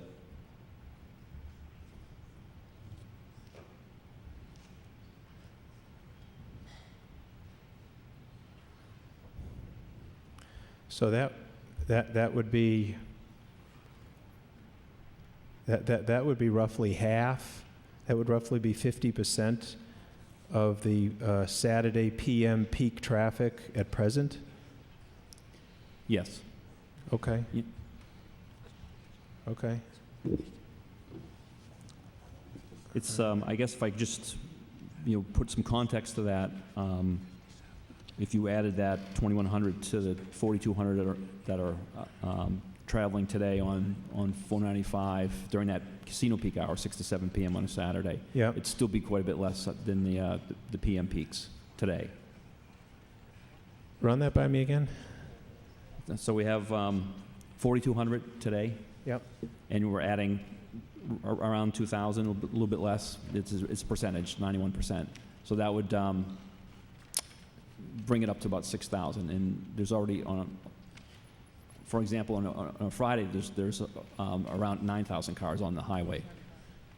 No, I know, but well, we talked about Friday. Yep. So I wanted to talk about Saturday. So that initial analysis that we did with the Saturday peak hours was correct. It would add about 50% more vehicles onto 495 on that Saturday PM.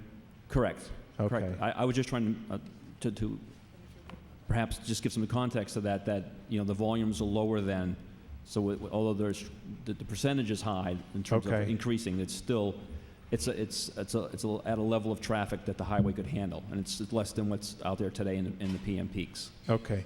And these numbers on 495 are taken from the DOT, correct? Correct. Okay, all right.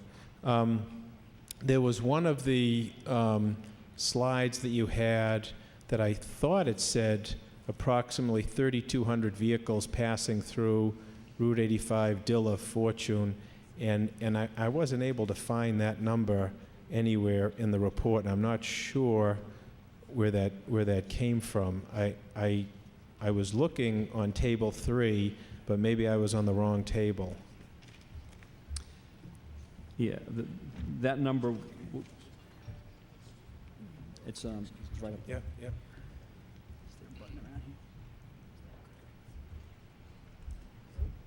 Oh, here it is. It's down in the secret clicker pit. The slide that showed Dillon and Purchase. Yeah, there was a slide early on, and I'm not sure, you know, where that number came from and how I can find it. It was early on, I think, we talked about 3,200 plus or minus. It might be the next one. That's the one that summarizes the Friday peak. No, there was there one?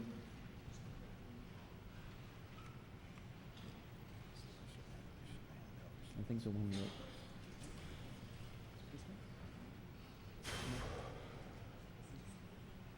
that... That one.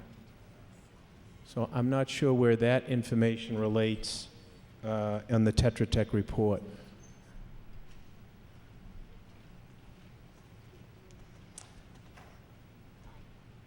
I'm not sure we reported that in a table format.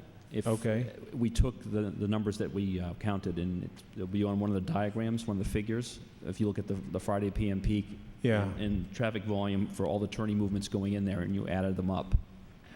Okay, so are there any tables in here where I'd be able to extrapolate that number? Not that particular number. Okay, all right. I mean, that's... We can get it from the graphic, or we certainly could, you know, provide you supplemental information that gave that, you know, that kind of number for each of the intersections, for each of the peaks. It's easy for us to do. Okay.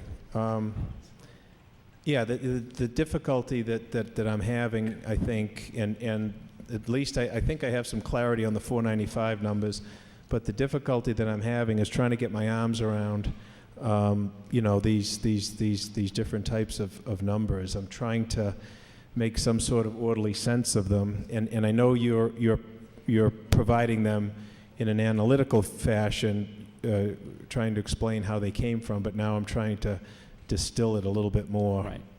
Right. I think it's one of those issues where, you know, in terms of making a presentation, we kind of pull different information from the report. But we certainly can provide that, you know, whatever you need in terms of intersection numbers. Okay. Different peak hours, different intersections. We'll be happy to.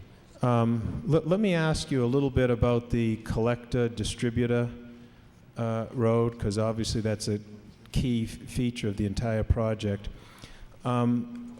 What is the extent of physical engineering and environmental analysis that has actually been done at ground level to determine whether or not this concept is feasible? Well, we we have very experienced highway designers. So the plans you see in front of you are all based on required weave lengths, required transition distances. This is hard engineered stuff. The fortunate thing is it's a big, long improvement, but it's based on very big geometric figures, geometric shapes, so it doesn't take a long time to get the alignment squared away.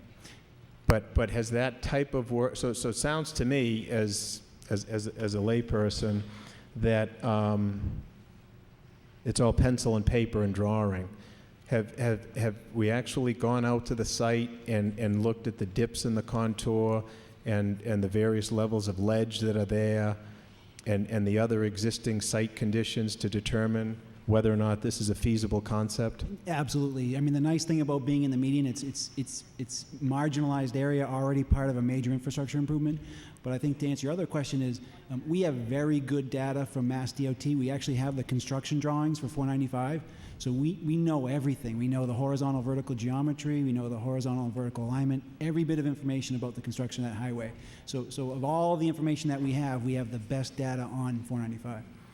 And is this type of a concept where you're now building into the median, and I think a big part of a median is for environmental issues or to capture runoff and that type of thing. Now with a substantial reduction in that median, is that going to significantly impair the functionality of a median? Yeah, the median doesn't do a lot of stormwater management because when 495 was constructed, that wasn't a priority. But we will, stormwater management, because we're creating so much new impervious, will be the biggest challenge that we have to face. But we think we have adequate area outside the alignment. I mean, well, inside the layout, but on the sides of the road, because that water doesn't want to get to the middle. It wants to eventually get to the wetlands that are out on the side. So that water is going to go to the side. So by widening to the inside, we actually create additional area to mitigate our stormwater. The big difference between the stormwater and the highway, why the highway takes precedence, is when we're storing stormwater, we have a lot of options for where we can take it and how we can pipe it. When we're dealing with highway alignments, very, very, very narrow things we can do. I mean, even to move over 2 feet, we need 300 to 400 feet of roadway to do that. So traditionally, the alignment takes precedence. And what happened is invariably, it became easier to create that new alignment on the inside of the median. So if I'm approaching Milford 495 northbound, where, using some landmarks that I might identify with, where am I going to start to see the new corridor off to the shift and You'll see it about a quarter mile before 109. Okay. Before the 109 ramps. The thing is, it won't be perceptible when we're done because the radii, the curve lengths that we use are so big, and that's the reason why it extends so far. You can't just switch people over on 495. It has to be a very gradual, normal transition. I understand that. So you said what? Did you say a quarter mile before 109? Yeah, about a quarter mile. Okay, so I take it through your calculations that you feel that that's a sufficient distance so that it's not a jarring. Yeah, and it's not a question of feel. It's hard engineering. Okay. Yeah. Okay. And then if I'm heading down 495 southbound, Yep. Where would it start? About the same distance. Yeah. Quarter mile north of 85. Okay. And the ledge that's there, that doesn't present any type of a problem? No, it's the easiest of things. I mean, to remove ledge is just a matter of getting rid of it. Okay. Hey, Sean, just to clarify, you mean a quarter mile in advance of the ramps, not in advance of the interchange itself? Correct. Yeah, a quarter mile So- ahead of the ramp transition. Yeah. So before a quarter mile, before you would normally turn off to get to 85. Yes, to Joe's point, it's not a quarter mile from. That's what I kind of understood because I view the ramp as the 85. $100 million to do this. How is that going to impact the overall project budget? There was a lot of anxiety on our part when we were doing that estimate, but it's within the project budget.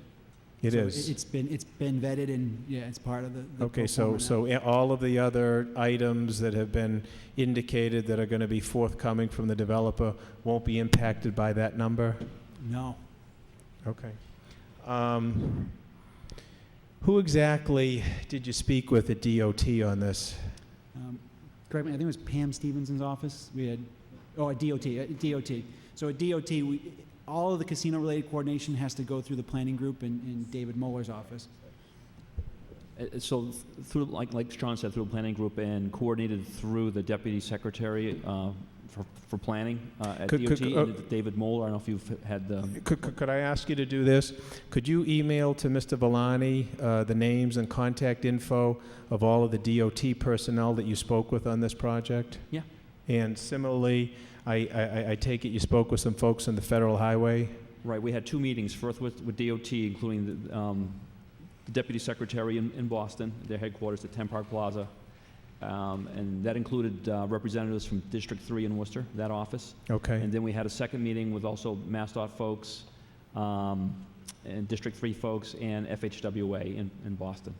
And could you similarly get the contact information of those individuals to Mr. Villani so that we can have that? Yeah, we have copies of the sign-in sheets, if that would be helpful. Okay. Yeah. And were estimates of a timeline of approval for this type of a concept given? No, we hadn't reached that point in discussion yet. Okay, okay. So we don't know if this thing could be approved in 1 year, 2 years, 10 years? It definitely won't be 10 years, but we're anticipating probably, a year and a half to 2 years in design and permitting. Okay, Yep. okay. Now, to that point, we did have some discussion about certain elements of the approval. So with Federal Highway, there's an environmental review process that either has a long version or a truncated version. Mm-hmm. And based on the relatively limited impacts, and when you're thinking relatively limited, we're talking about, as far as the interstate highway system is concerned, a very small project as far as the interstate highway. So compare it to what Federal Highway and the projects they normally deal with are like Central Artery and stuff like that. This is a relatively small project, so it would probably undergo the smaller of the review processes. Okay.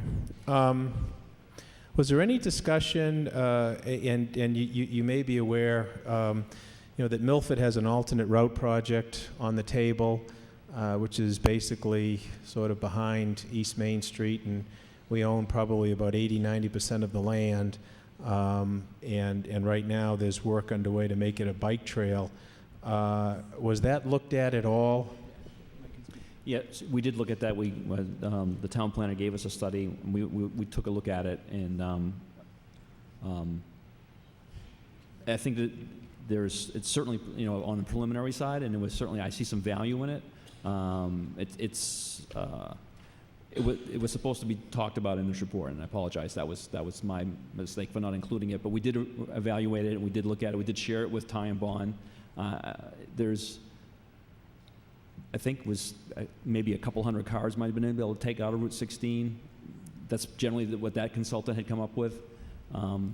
It's something certainly to consider as we move forward. Some of based on our traffic projections and our distribution, which is obviously a hot topic, we didn't have a big impact on Route 16, but doesn't mean we won't look at this as a possibility. Or to look at. But in any event, you looked at it at some point and did not find it useful in terms of trying to deferring some of the traffic on Route 16.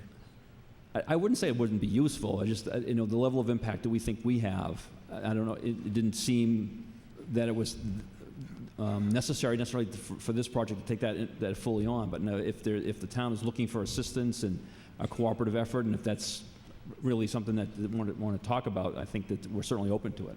Yeah. Okay. All right. I think those are the major issues that came to mind at this point.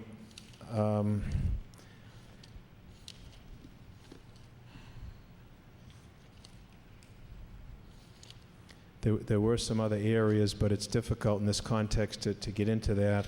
And I think I want to wait to go from the draft report to your final report, and hopefully we'll have another opportunity to ask some more questions. Thank you.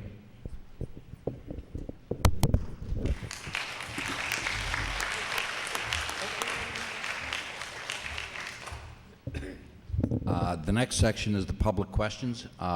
Please use whatever microphone you'd like, the one up there, the one down here. All I would ask is that, number one, this is an informational gathering, information presentation session, so Questions are great, statements, you know, not appropriate at this point in time.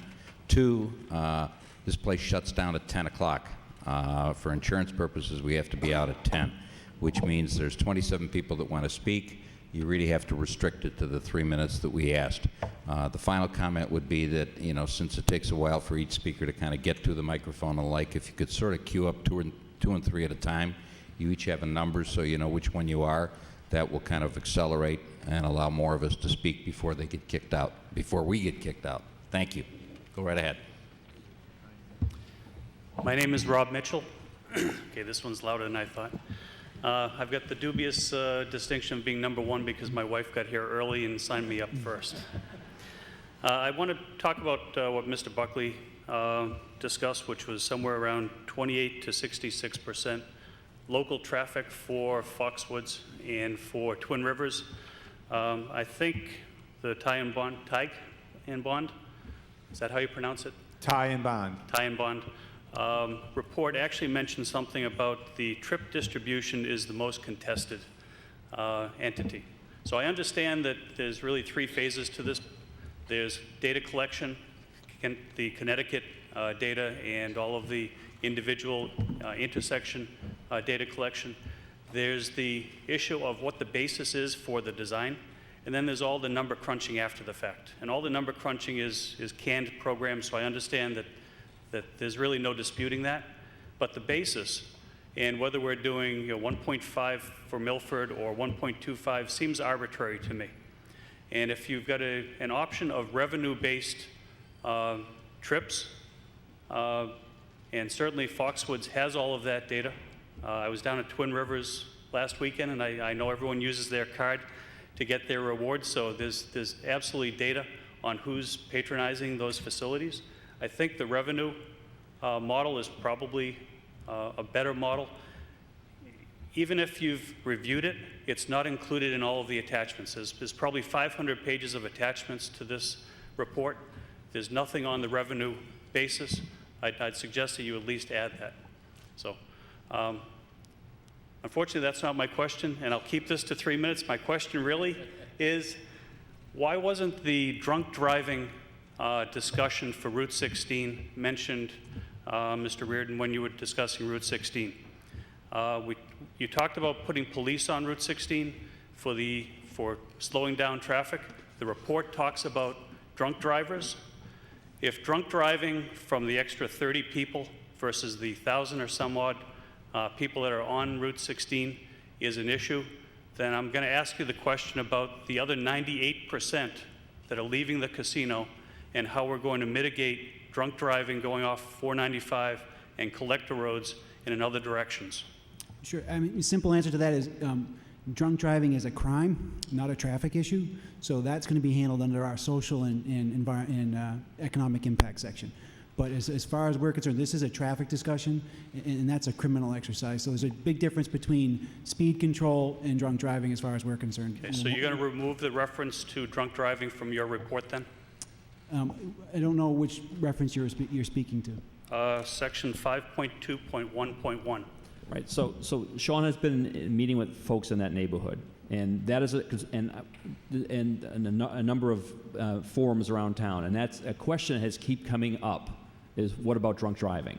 So in the traffic report, if we're creating enforcement pull-offs and we're doing speed enforcement, it just made sense to mention that if obviously if an officer sees someone who's drunk driving, we're not saying that that's a problem. If there was a concern of the citizens of Milford, then the enforcement program for East Main Street would do both. If that's a concern, we certainly could address it. Okay. Thank you.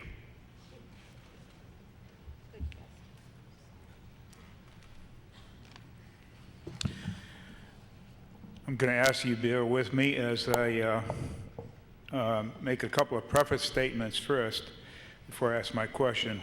Sean stated by saying studies based on hard data and analysis, and I agree with Sean with regard to traffic counts and customer draw.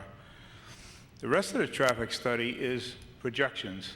Projection means assumptions, theoretical modeling, and yes, guesswork.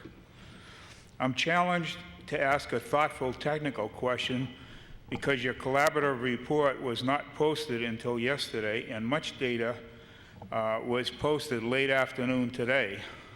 For those of us that work other places, we don't have the time to look at it in a half a day. So because of that, I'm going to ask a more overview kind of question.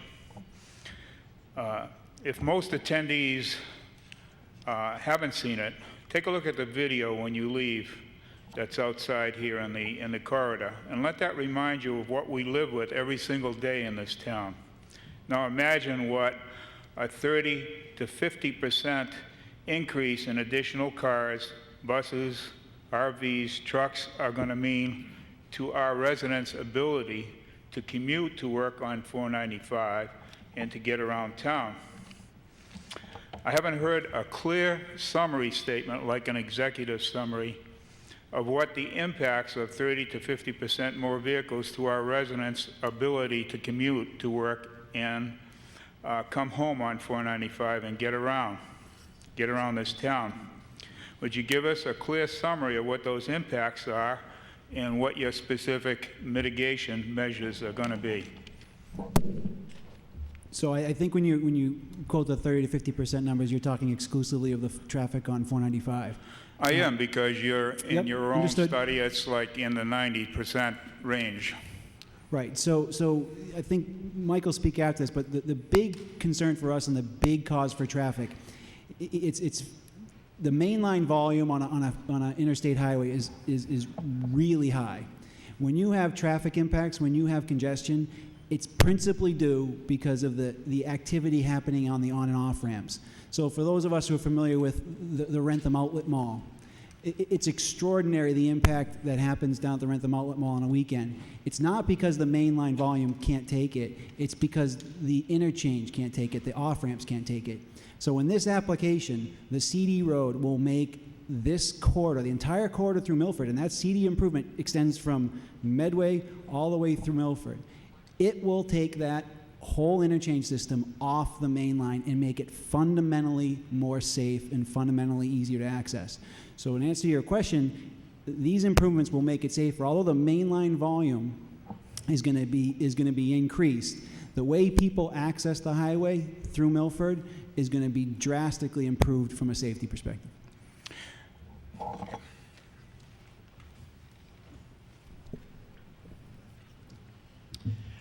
Stuart Downs, Berkeley Road in Milford. My question has to do with the interchange. Could you put the slide up that shows the jog of the main lanes on 495, please? This one? Great. One of the things that happens at Berkeley Road is that living about a quarter mile from 495, the summer is lovely because the trees, the foliage dampen the noise from 495. But as soon as fall comes and we start raking, we have to wear headsets to keep the noise level down so it doesn't bother us. When you drive through this section where the proposed jog is here, up behind the Toyota dealer and places like that, there's very little natural median strip in between the north and the southbound lanes. So I imagine when this system is built, probably the vegetation, the trees in the center of the road are going to pretty much disappear, what with the 4 extra lanes and the bridge supports and the barriers to separate lanes, etc., etc. So I guess my question is, does the engineering plan include noise barriers each side of 495 for the length of this project? And if not, how do we make that a feature? And my next question is, who's responsible for the design of a noise barrier system, and who funds it, and who has to approve it? So the first part of that question is there's an environmental review process that we have to go through with Federal Highway that absolutely requires us to look at noise impacts as a function of this improvement. So there are strict standards that we have to comply with, strict performance guidelines that we have to meet. So the answer to that is, through the federal highway review process, we'll absolutely have to look at noise impacts. Coming out of that process will be specific mitigation designed to answer their questions and their requirements. That would be designed by the proponent, and anything related to that improvement would be paid for by the proponent. Okay, but does your $100 million budget include money for sound barrier at this point? It includes contingency for items like that. The vast majority of the construction cost is the mainline construction, so sound barriers are a relatively small component of that. Thank you.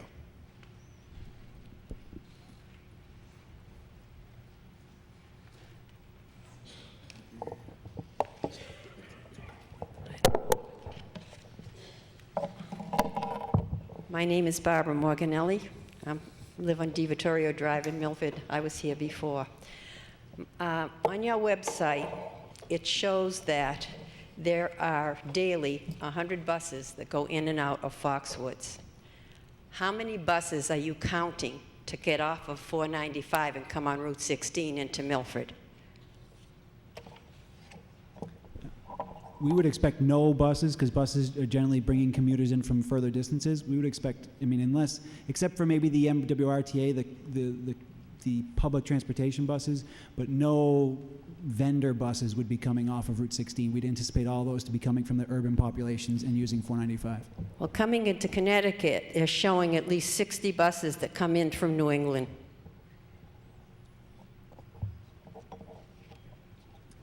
I don't understand. Was that a question? No, that's what I'm stating, that what I got out of your site.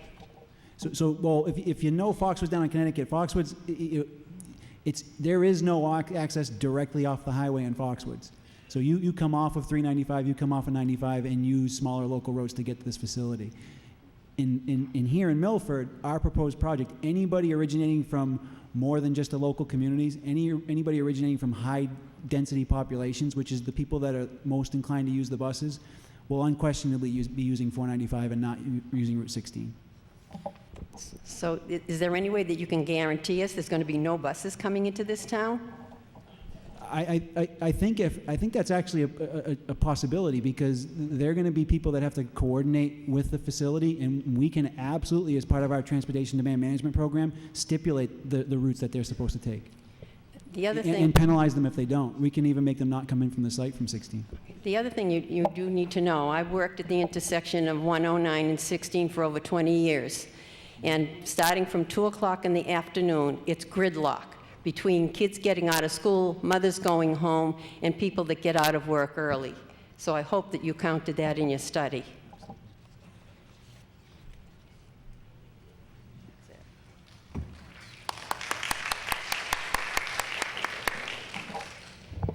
Hi, my name's Jim Kington. I live on Claflin Street. I'm a homeowner. We've heard a lot of talk tonight about traffic. Really dug down. We had one selectman that was concerned about 495. We had another selectman concerned about some side streets in Route 16. The question I have is, I'm having a hard time dealing with other selectmen, planning board, zoning board. Are they really that concerned about the traffic internally in Milford? And the reason I say that is over the past year and a half, all three selectmen have approved an expansion for the Milford Hospital, an emergency room, traffic at Route 16 or 140, major intersection. They're going to add more traffic. I don't know if anybody's seen Route 109 next to Maria's Restaurant lately. A year ago, it was an apple orchard. There's probably 12 buildings up today. Major intersection, Route 109 and Birch Street. People could use the cut-through from Bear Hill. That got approved. Major traffic at that intersection. Recently, they approved the Crystal Room on Route 85, a half a mile, maybe a mile from the entrance of where the casino's going to go. The owner of the Crystal Room invested $1 million in the property. Plans on doing a lot of business there. What's his business? People. How are they going to get there? Cars. I don't know if anybody's seen recently Route 109 across from the mobile station, next to the Shell station next to Kmart. Land was just completely cleared at the intersection of 109 and 495. I'm sure it won't be long before a builder or somebody comes to the town of Milford asking for more business, which is going to create more traffic. And finally, they just cleared the lot across from Sacred Heart. the Sacred Heart parking lot. They just cleared it. Also, I assume a developer's going to come in, ask for business there. It's creating more traffic everywhere in town. So I guess my question is to the selectmen, are you really concerned about the traffic in the town when you're allowing all these projects to happen? Well, since this is a presentation by the developer and the developer's responding, I think that's more appropriately a question for one of the Monday night sessions. Can we sort of start having people queue up so we can keep this moving along? Appreciate your point, but Number 6. number 6. Let me help you out, Sid. Good. And could 7 and 8 kind of queue up here? Or? We're all here. We're all Great. good. Good. We're all good. Thanks.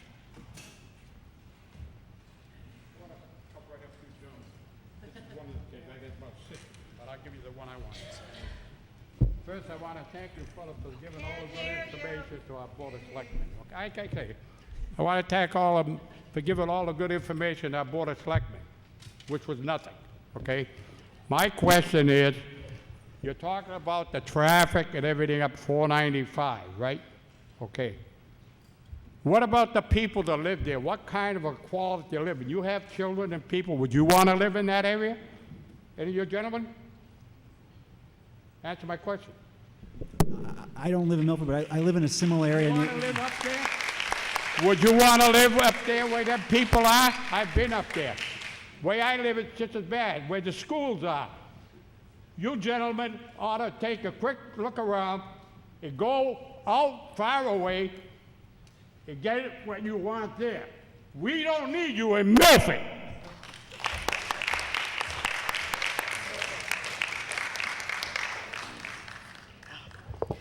Good evening. My name is Jerry Edens. I live on Tana Road. My question was partially answered earlier, but my concern is regarding noise pollution and air pollution. And I looked in the traffic report after it was uploaded last night, and I listened to the presentation. And briefly, a minute ago, you addressed the noise pollution problem briefly. And Selectman Murray actually addressed part of it, because in addition to the substantial increase in traffic on 495, we're talking about building these CD roads, which, if I understand it correctly, will require that all of the trees that are currently in the median between the south and northbound lanes of 495 to be taken down. Is that correct? No, that's not correct. Portions, yes, with the widening, there will be trees taken down, but there's, in some locations, the median's almost as wide as 200 feet. We would not need all of that area. But there will be a reduction in the trees in the median. Okay. So earlier you said that the noise mitigation would be a part of the negotiations with the state. Is that something that would be determined before this went to the host agreement negotiation? No, it would not. Okay. And then what about air pollution?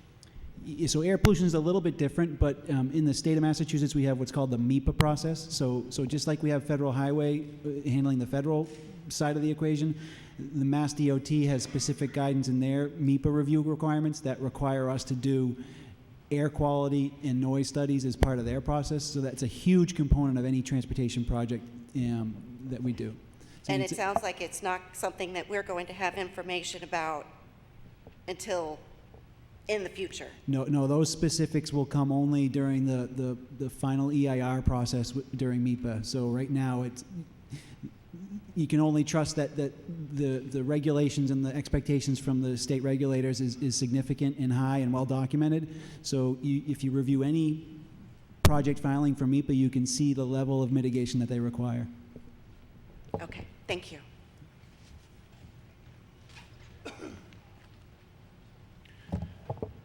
My name is Tim Spino, Milford, Massachusetts. The forum doesn't allow me to ask the question I really want to ask, and Sid, if it did, it would have been directed towards you, and we could have kind of gotten into a conversation of the time when Scott Butera worked for you.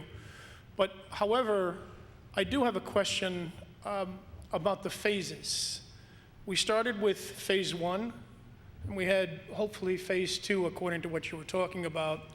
All of a sudden, the Army Corps of Engineers came in and said, you cannot build Phase 1 there. You have to build it down now where Phase 2 was going to be. So are you suggesting to us now that if there is a Phase 2, it's going to be located someplace else, possibly closer to the residents? No, that's not, so let me just quickly clarify something. So in this figure, it shows the original layout that we presented on June 3rd. Correct. That is both Phase 1 and Phase 2. It's just because of the way the site laid out, we could combine them into a single entity. So both these figures show both Phase 1 and Phase 2. In the first figure, Phase 2 is up in this area. In the second figure, we couldn't fit the Phase 2 and the Phase 1 on the lower bowl completely, but elements of Phase 2 are on the lower bowl, and this is the balance of Phase 2. Are you going to build anything closer to the residents? Right now, this is as close as we can get to the residents, no matter what the program is, because of wetland constraints along this edge. There will be nothing closer than currently shown. Looks closer to me, but then again, I've got glasses on.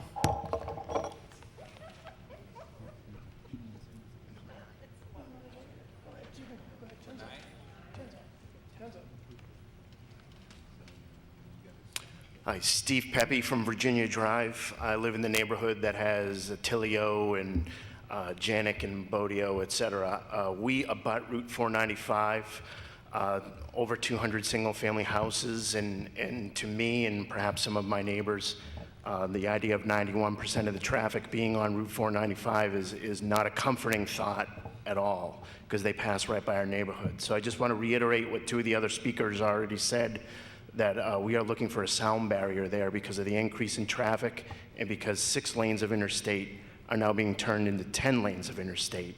And some of the trees that offered a natural buffer are going to be removed. So please consider putting that into a host agreement if there is a host agreement. The only other thing I'd like to comment is, Mr. Reardon, I'd like to just respectfully disagree with you on one point when you're talking about the safety of the CD roads. Thinking about the way I access Route 495 and my neighbors do, if you're on Route 109 and you want to take the ramp to get on Route 495 north, if there is a 2-lane CD road there now separated from the rest of 495, we're going to be merging onto 495 north when casino company customers are going to be in that 2-lane CD road, all trying to get over to the right to get off about a half to 3/4 of the miles up the road. So they're going to be slowing down when we're going to be speeding up. And I think there's going to be a lot of crisscrossing traffic, and it just sounds like a very hazardous environment. And I was wondering if we could get input from the police or perhaps someone else on that concern. Thank you.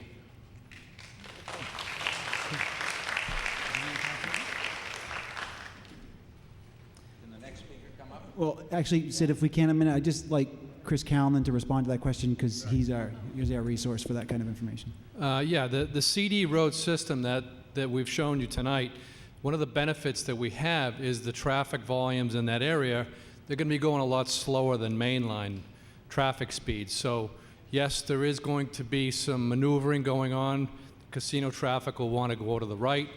The traffic you talked about will want to continue to the left. But those volumes and those speeds, that CD road system is designed to handle that. So you don't have that crisscrossing movement with the high speeds, 70, 80 miles an hour on 495.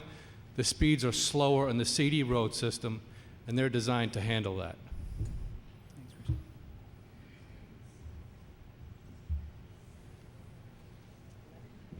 Number 11.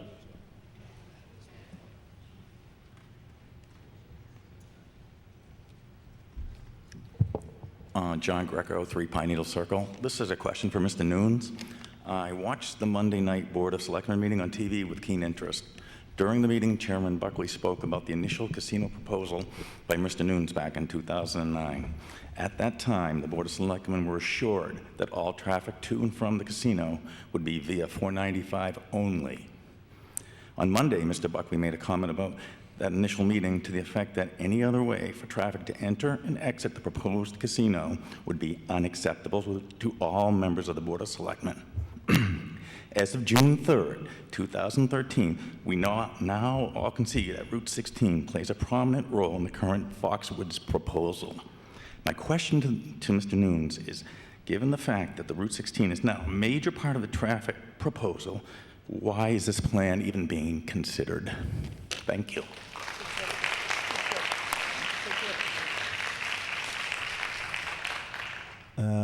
It's a good question. At the time, we were not aware that the Federal Highway Administration and Mass DOT would not allow a roadway with no end to it to be built into private property. So when I made that statement, we were not informed. We did not have Sean Reardon on board. We thought that we could actually go ahead with the same type of program that they had down at Mohegan Sun, which is what I referenced at the time when a Mohegan Sun built their off-ramp off of 395 into the casino that they ended up developing down there. But it was a different story for federal trust lands for a Native American tribe, as opposed to this being a private enterprise.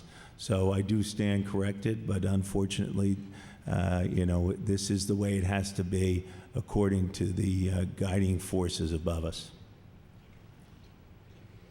Just to clarify that, the Mohegan Sun Boulevard does come off Route 2A in Connecticut, but it does connect to a state route on either side of it. So it isn't just to the casino. It does connect to another route that's off the interstate. My name is Margaret Knowlton. I live on Chestnut Street.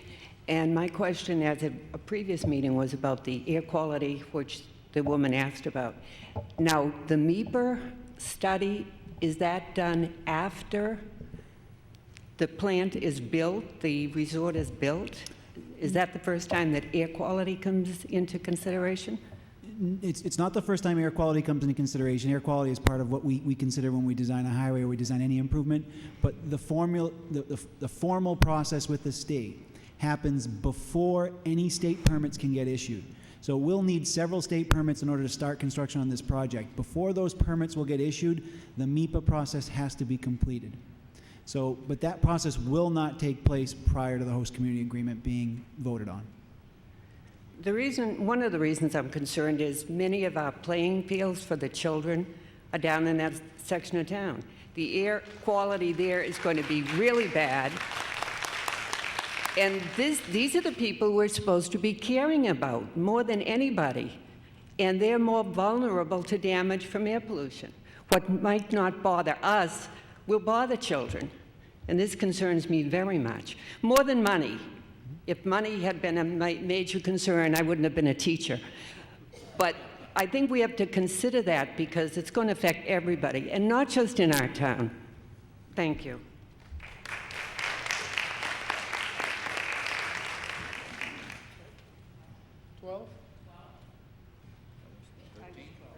$13.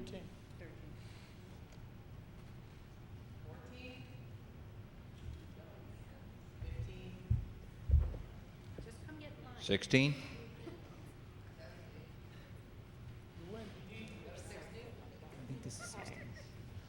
Diane Andes, Walden Way. Listening to the presentation and numbers and the data, you're projecting for today. You're using data that you have from other locations. Having come here 20 years ago from the West Coast, Northern California, stayed 12 years, left, was gone 8 years, came back 3 years ago. The difference in Metro West in these last 8 to 10 years that I was actually gone, not even to go back the whole 20, is pretty amazing. The crowding on 495 and 90, going into Boston is kind of like something I try not to do too often, unless I'm on the T or the commuter rail. You have to think about where you're going with having a Disneyland adult playland of casinos in suburban Worcester County. I think a lot of us moved out here to be in the burbs.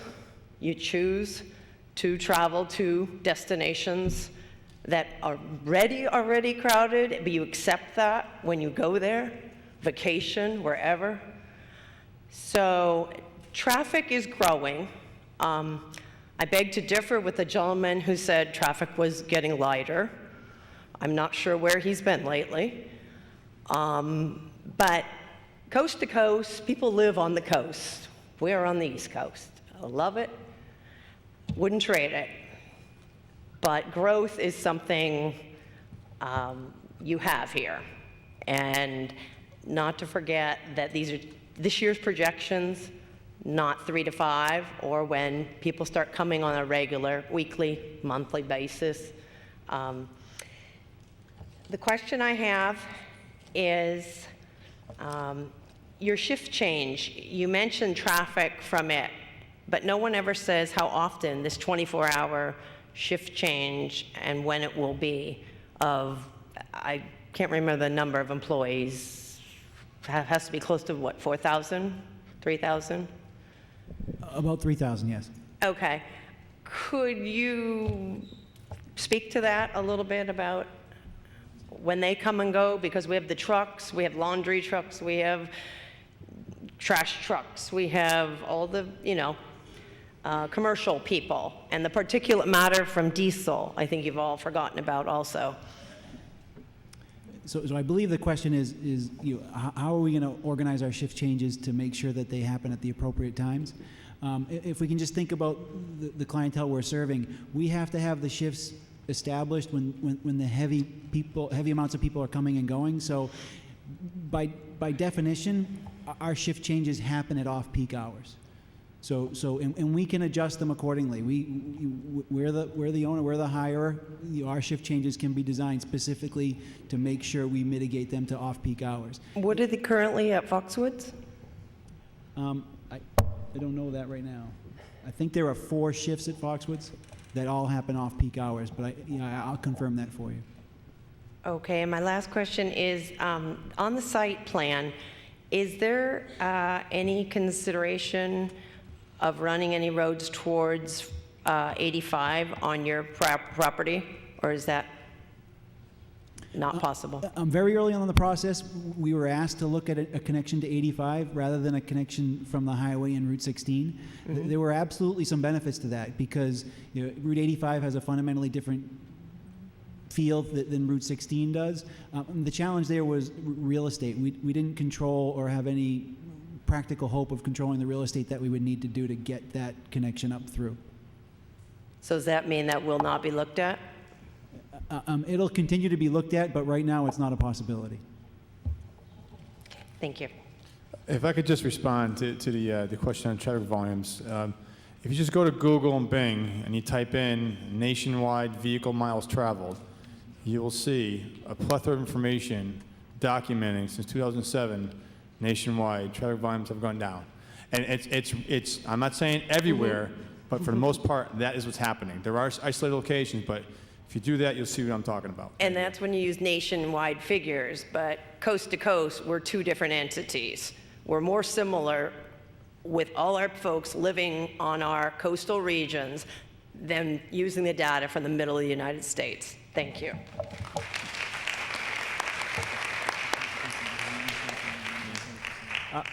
If I may, Miss, I wanted to answer one of the points you were making at the beginning of your question about traffic projections and growth, and looking at things as they are today.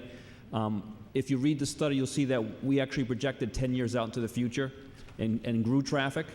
And we also considered any of the projects that are being proposed in and around Milford into our traffic analysis and added those volumes beyond a growth rate, and then on top of that added the casino trips. So I just want to make sure you're aware that we did look at the future condition.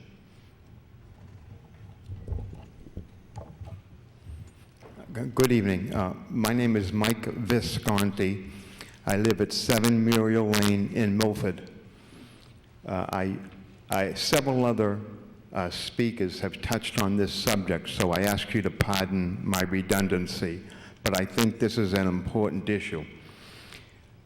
I'm wondering if, and I have not had a chance to thoroughly review the traffic reports, the traffic study reports, but I'm wondering if the traffic counts took into consideration the distinction between bus vehicles and multi-occupant vehicles such as limousines versus regular passenger cars. And I believe this is important because, with all due respect to bus companies and limo companies, we all know that that type of traffic on our two-lane highways and through our streets definitely has a tendency to bog down traffic even more than if it was a single passenger car. So I'm just wondering if there was a distinction made in the traffic counts between the type of vehicle that crossed the wires in the road or the people taking notes as the cars went by. We definitely did. At each intersection, we counted, we differentiated passenger cars from larger vehicles in all of our counts. So will I find in the traffic report the number of buses and multi-occupant vehicles versus regular passenger cars? Yes, the information's there. It might be a little difficult to find. I would send you to, when you look at it on the website, go to Appendix A, and you'll see all of our traffic count data, and you'll see it by intersection. First, you'll see the tubes in a road, which is just a straight count of cars. After that data, you'll see a whole set of data for each intersection for AM, PM, and Saturday, and you'll see what looks like a little intersection sketch. You'll see the volumes on each of the approaches, whether it's a three-way intersection or a four-way intersection. You'll see the first sheet you'll see will be all the volumes. The second sheet you'll see for each peak hour will say cars, and the next one will say large vehicles, trucks, buses, that sort of thing. Okay, thank you. Will I also be able to find a letter designation that was assigned to each intersection indicating queue times and wait times for a particular vehicle in the queue to get through the intersection, both currently and projected queues? Yes, and you'll find that we created a summary table for each of the analysis cases we looked at, each of the peak hours, each of the years in the scenario. So, in the future, with and without the casino, and existing, for the signalized intersections and unsignalized intersections we looked at, and we have the delays by lane. And the queues by lane. You'll find all of those summary tables, and they're fairly extensive in Appendix R, as in Robert. Okay, and have you used the standard DOT letter system for designating those intersections? Yes, so you're thinking of the level of service designations A through F? Yes, Yes, sir. we have, absolutely. Okay, thank you. I think, at least certainly my concern, and I can't speak for everybody else, but I believe one of the concerns here is that most of what you've presented relative to traffic, and for that matter, the entire development, has been a preliminary and/or conceptual in nature. Is there any hardline engineered plans for traffic flows and traffic patterns that are available to examine, as opposed to pretty drawings? And the concern is that while I have been involved in a fair amount of development, admittedly certain nothing that approaches this level, it seems to me that, I don't want to say we, but that you should be much farther along in the engineering, in the hard engineering, than you are. And maybe you are there, and maybe you're just not willing to present that hardline engineering. Just for a point of clarification, the traffic is a planning exercise, so it's more about the numbers in the way traffic circulates. But when you see a plan that has lines drawn on a sheet, like for example, the figure that we showed of the highway widening for the CD road, not the graphical sketch, but the longer plans, that is all developed and designed in AutoCAD based on hard geometry, based on specific conditions that were in the construction documents from DOT. So very much a highly engineered exercise. What you'll find is that most of the big issues are vetted through the concept. The final design is all the detail, where catch basins are located, where line stripes are placed, how are vehicle barriers designed. So the concept part of a document is very significant in terms of its level of detail and its level of engineering. I understand that, but... I'm sorry, can I... I don't want to be argumentative. No, I'm not trying to argue with you. You've gone on for 6 minutes. We're trying to keep it to a 3-minute limit. Thank you. So I appreciate the question. Thank you.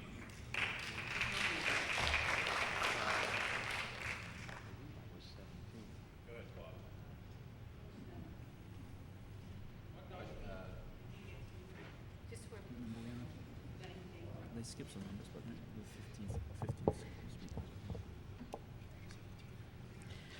Good evening, my name is Maria Valancera and I live at 7 Bale Road in Milford. My question is, it is true the Foxwoods will pay for all of the road improvements? Yes.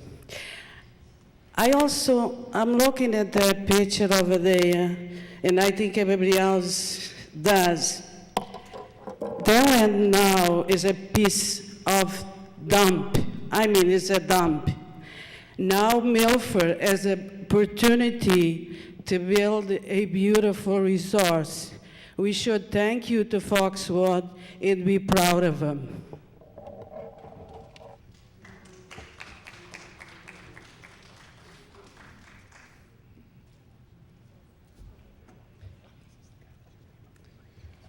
Bob Renahan, 31 Godfrey Lane.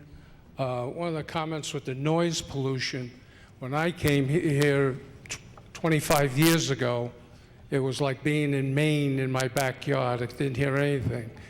And ever since Granite Park, Lowe's, in that area, and Target, nobody made any provisions to put noise barriers there. So I appeal to the town or whoever, the selectmen, whoever has to get involved in that can cut that down. Now, the other thing for people who've been around a long time, I don't remember, I'll bet you if you took the traffic count on 25 years ago, when General Motors used to move all the people through, it was a lot heavier, because I'm in the real estate business. I used to handle the relocation. And you got to recognize this state is an old state, and the roads haven't changed, and probably nobody's been born that's in this room. The roads are still the same, and yet people come out. Because I remember going into the Federal Reserve building in Boston in 1973 when we had the oil crisis. And they stood up, all the officials, and said 495 was going to be a ghost highway. Everybody's going to move back to the city. They're not going to pay $2 a gallon gasoline. So look how we adjusted. We'll adjust to this, and I think we should look favorably upon a new employer coming into town and helping a lot of the people that need jobs. Thank you.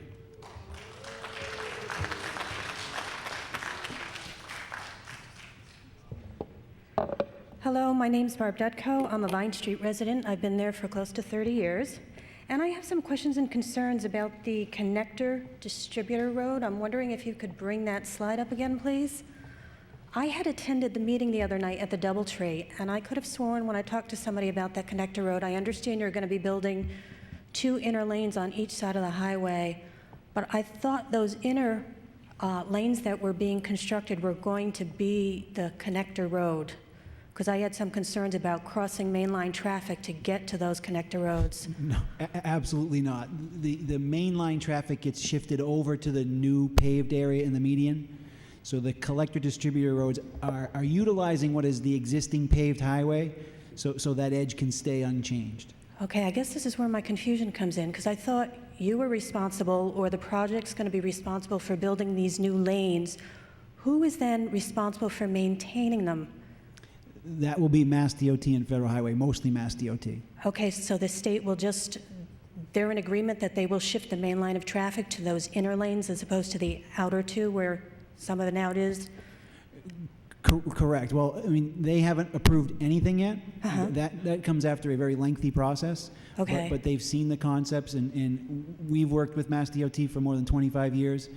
Our people work on the most challenging improvements that you can imagine, and we know and understand what they require, and their guidelines are very specific, and what we've designed meets all those guidelines.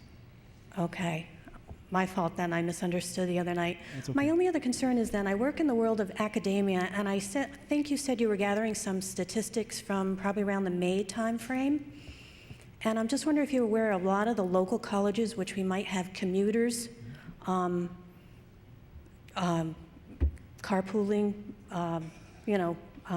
traveling to every day. Usually by mid-May, they are out of school. So I'm wondering if there's any possibility that your numbers might be a little lower than they should be because you've missed a lot of these commuter students because they didn't exist on the roads when you were gathering your statistics. No, the majority of the counts occurred last week in April and first week in May. As far as I know, both in public schools in any of the town, in Milford, any of the surrounding towns, and any of the colleges would still been in session by in early May. Okay, a lot of the colleges graduate by the second week in May, but as long as you think you got the statistics in there. Thank you very much.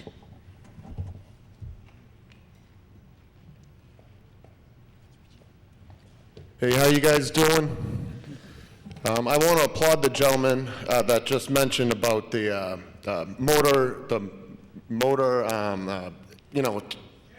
General Motors. I think that's awesome to improve all the roads. This is exactly what this town needs.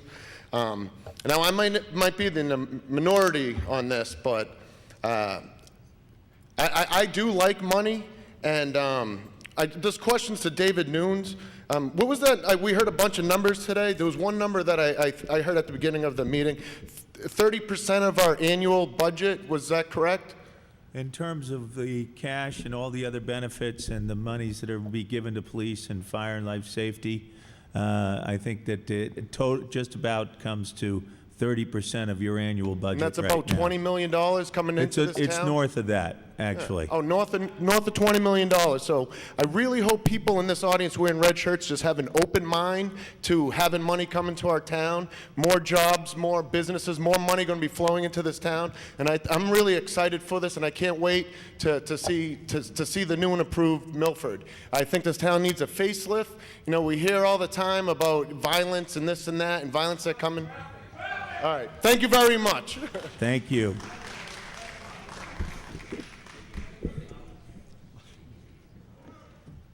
I think it is 22, something like that.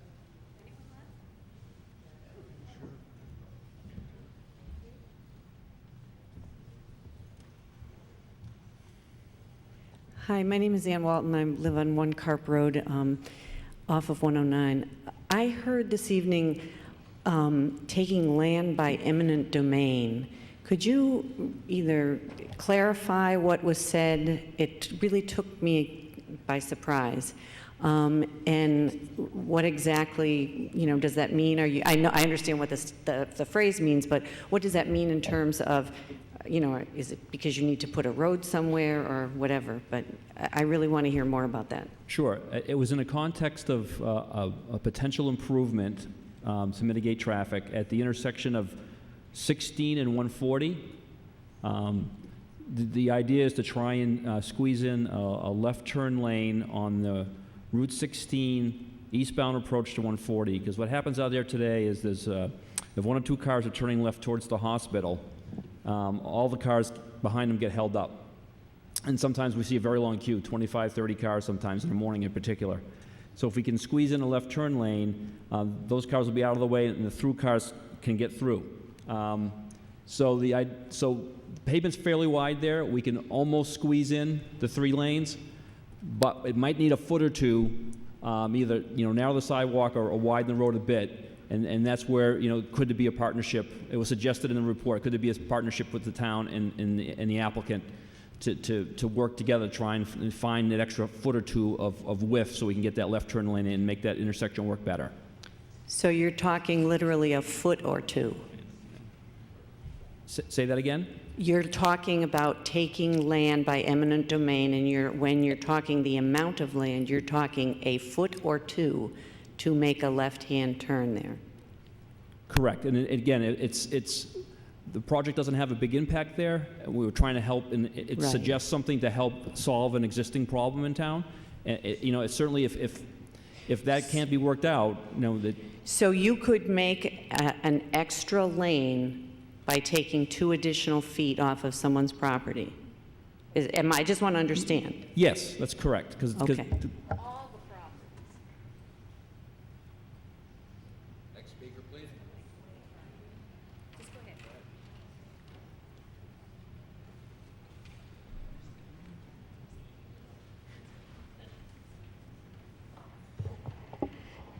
Good evening. My name is Beverly Swimer, and I live on Jones Circle in Milford. I have listened to your presentations, everyone you've given recently, and Sean, you're nodding because I have asked you many questions. My question relates to tonight's presentation, which is the traffic pattern seems to be very deliberately directed from 495 to the casino in your effort, as you said, Sean, to keep the traffic off of local roads. So my question is how this casino, being a destination for people, is going to enhance our community, our downtown community, and businesses and restaurants, as Mr. Kronberg suggested in one of the presentations. And also, will this approach to your traffic issues ease, quote, the bullet you mentioned the people down on Route 16 are expected to take because there's no other reasonable solution? Thank you. I'll respond to the bullet question first, and then David can respond to the other stuff. That was a poor choice of words, but it really emphasizes our viewpoint, is that as far as our priorities go, the people that are in the immediate neighborhood are the most important people, because from our perspective, they're the ones that are absorbing the impact. Just from an emotional standpoint alone, even if everything we say is true and everything is fantastic when this is all done and everybody's happy, just the emotional toil that the immediate neighborhood goes through is far more expansive than the folks in the rest of the community. So really it was more an expression that, and actually the context I brought it up in was when people were talking about positive things, I was saying just remember, be sensitive to these folks, because they're the ones that are absorbing the burden. So that was the context of that So question. I guess my question is your plan now going to ease that impact on those people by 16 and on the east part of town? We will do everything we can to do whatever we can for the neighborhood. So your answer is no?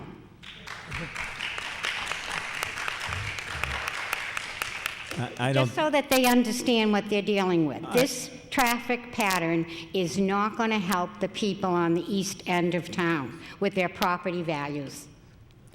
I think what Sean is attempting to discuss here is to say that we are all ears in terms of trying to accommodate the needs and the requirements of those people that live in the immediate vicinity of where the construction is going to take place, and mainly in those 3 or 4 residential neighborhoods.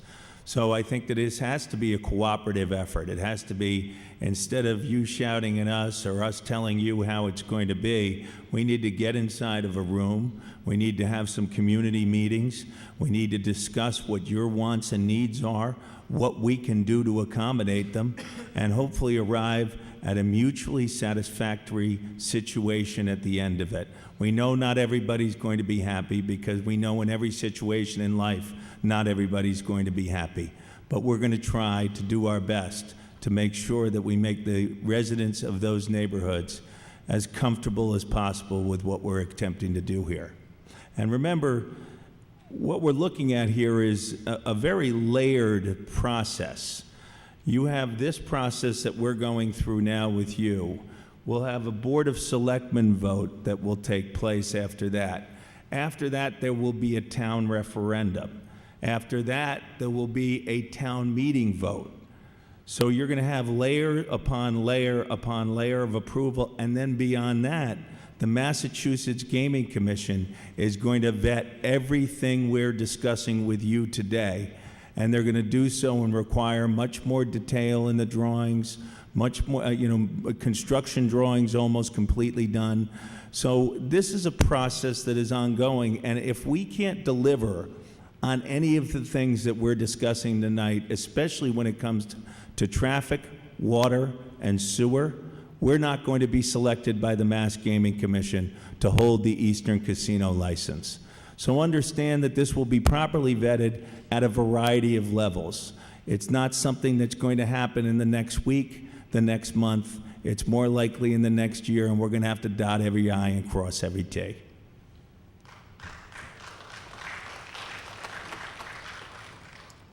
Can someone answer the question about the impact on the local businesses in town? Happy to answer that question.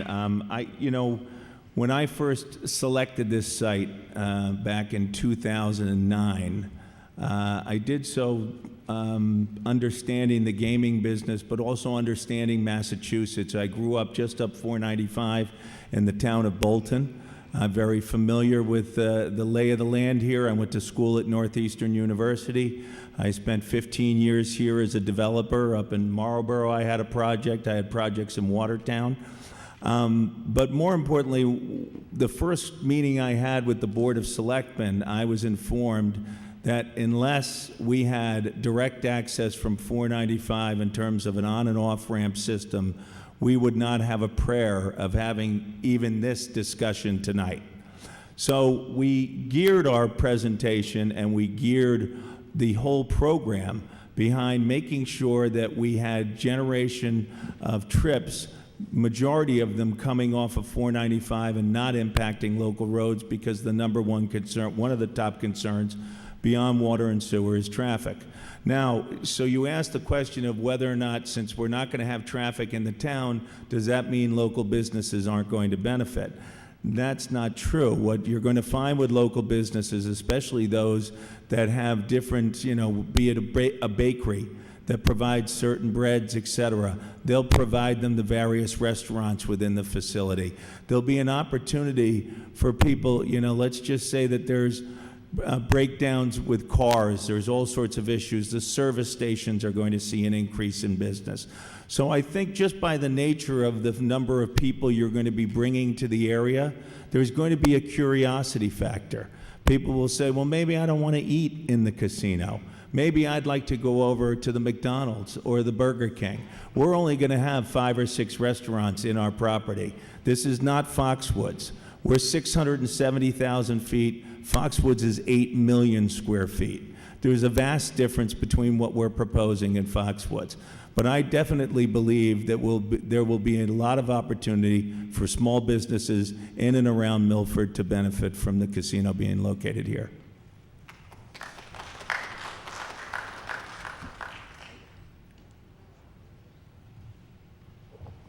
Hi, my name is Patty Solomon. I live on Janik Road, which is off of 109 in that 495 corner.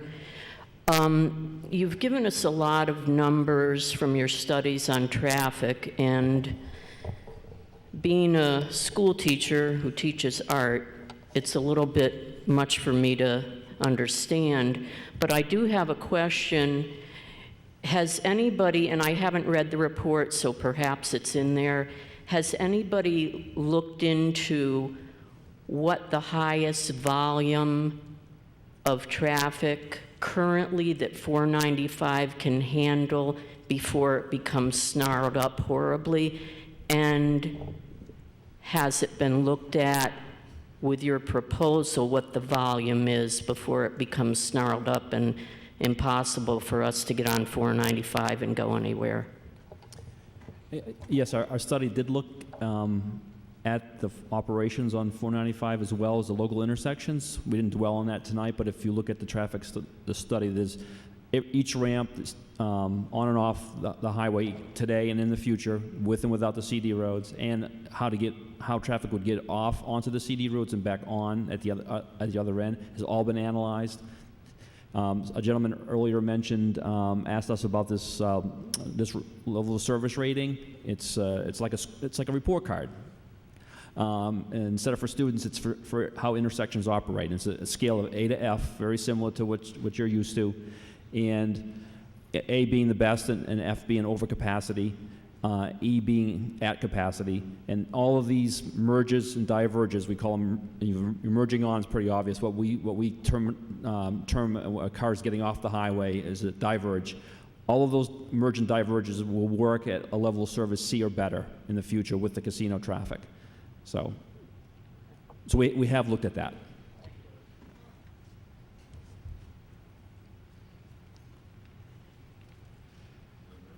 Jose Costa, Virginia Drive, and I know I didn't put my name in, but since no one else is getting up, and it's not 10 o'clock, I have 4 quick questions, and you don't have to answer it, so in case anybody else wants to get up, but if I would like an answer hopefully in the next 2 weeks.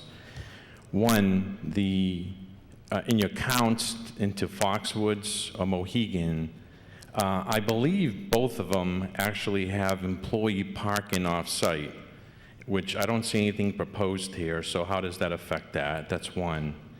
2, when there was a lot of questions asked tonight by Selectman Attorney Murray in regards to 495.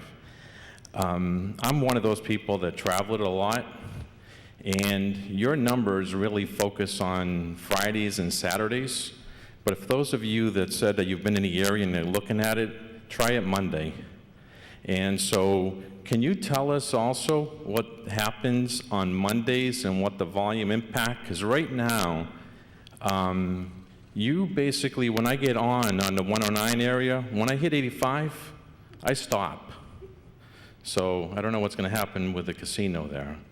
Third, your numbers about the CD road, you say that it's going to help out because cars are going to be coming and getting off on 16. I understand the 110 on the going to the Holliston side because those are residents, but I don't get where the 251 will go, knowing that most of the people that would get off on 16 to go onto eastbound can get off of 109 or 85 to get to destinations that they would do eastbound quicker than getting off in 16. And my last point happens to be about Time Bond's information about their background on traffic. Everything you proposed, other than the Mohegan Sun, are proposed casinos. You don't have actual numbers. Thank you.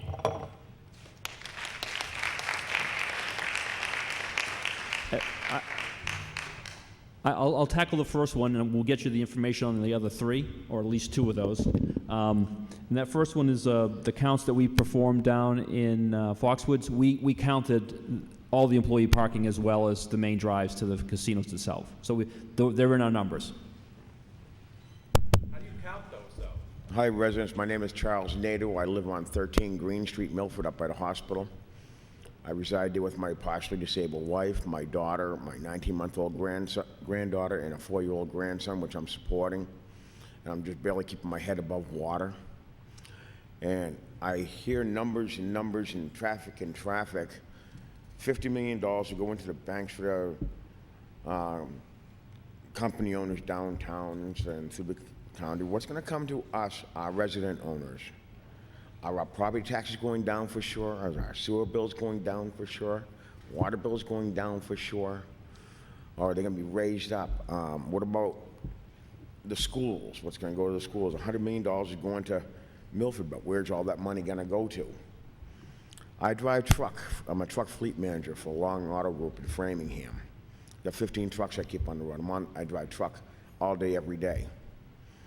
I hear all these oddball numbers. They say estimated DOT numbers at 495. First off, DOT has thousands of traffic counters. They don't just have 200 or 300, they have thousands of them. And with me on 495 in the morning, going northbound, I'm looking at 20,000, 30,000 cars every morning on peak hours, and the same thing coming back southbound in the afternoon at 4 o'clock. You know, you see miles of backed up traffic all the time. And they were mentioning how people from Wellesley, Newton, Needham would be coming up, most likely Route 16. No, who's going to want to drive through Needham, Wellesley, Natick, Sherburne, Holliston, to come all the way out to Milford? They're going to take 128 to Mass Pike or straight from Newton to Mass Pike and come up Mass Pike to 495. They come up with all these low 2,800 car numbers and stuff like that. Estimated. They don't have any numbers right. And when people are asking questions, they're flipping through pages and books, and no one can come up with a proper answer. So apparently they don't have anything organized. And I'm a person that likes to have everything organized. You know, and I'm irritated myself. I got $3,000 in bills at home on the table. I got $1,200 to pay it, but I'm going to work it to the best of my ability. But why are we in a meeting when they cannot give us proper answers? Are they from Milford? No. They're developers that look for dollars, and they look for numbers, for percentages, for votes. That's all they look for. I don't mind having a casino here, but I just want to be told the truth and how it's going to work for us residents of Milford. No, not just the business owners, because a lot of business owners don't live in Milford. You know, what about us? We live here, we reside here. What's it going to do in the town of Milford going to do for us and our police? How much crime percentage has gone up around Foxwoods or any other places around there? There's going to be more drinking, there's going to be more drugging, there's going to be more beanies and stuff. But you don't know where, what percentage is there. And when are the people going to check these things? And when are we going to get proper answers from the people that are presenting this presentation? Not estimated DOT. Well, we did this month, we did that month. Well, they get thousands of traffic counters. They can do it every day for 6 months straight without taking them off. I know I drive truck, I pass them all the time. You know, I have 15 trucks I keep on the road for Long Auto Group. We do all of Massachusetts and all around every day. And I see everything everywhere. And I see the traffic on 495, southbound and northbound, and up 146, and 122, and 395. You know, it can be a nightmare anywhere. But what's going to happen for us residents of Milford to take care of our bills and our problems that are going on here now? And when are we going to get real answers from the developers? Thank you.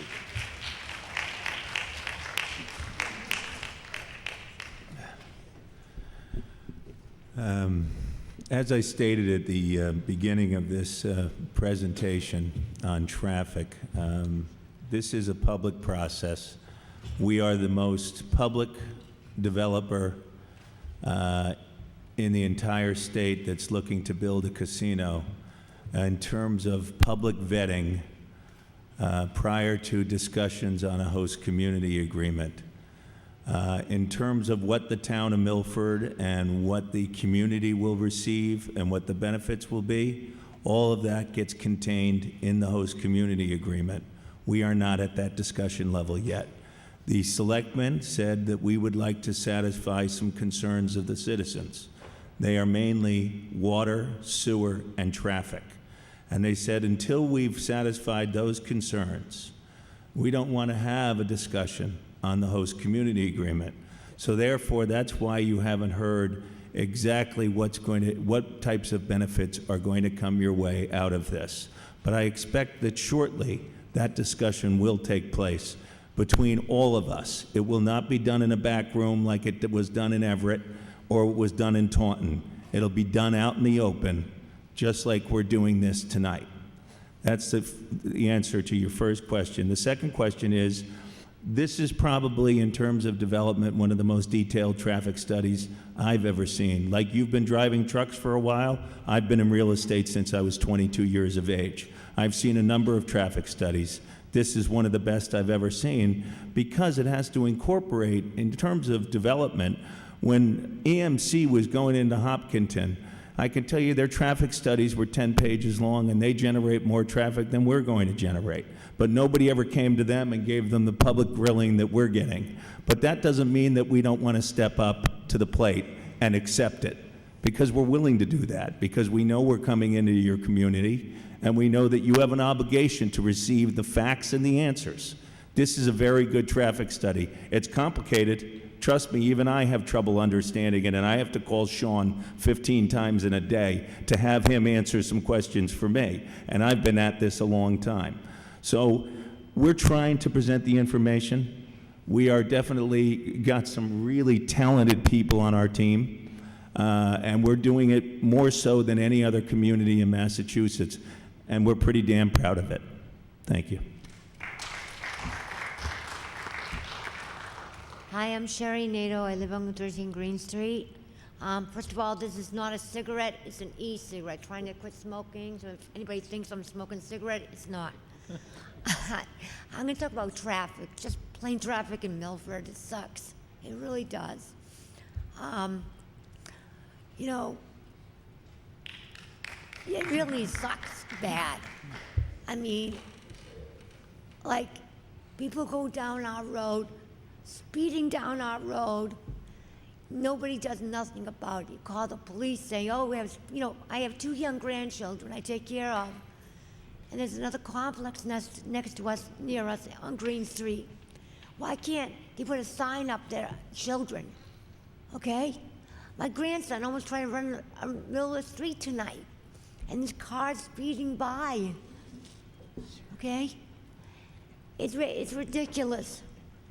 Nobody does nothing. You know, another thing, say Dilla Street, okay? I had a doctor's appointment. It took me over 45 minutes to get from Green Street to like the lights at Wendy's. It's horrible. It really is. I had a doctor appointment in Natick. I was lucky to make it. Almost it took me an hour and a half from Milford to Natick, trying to take shortcuts. And these stupid lights suck, okay? Get rid of those stupid no turn on reds, okay? You keep on changing it. First it says, there's nobody else, okay? I'm just talking about traffic, that's all there is to it. There's nobody else, so you can say next. Thank you. Thank you. Thank you.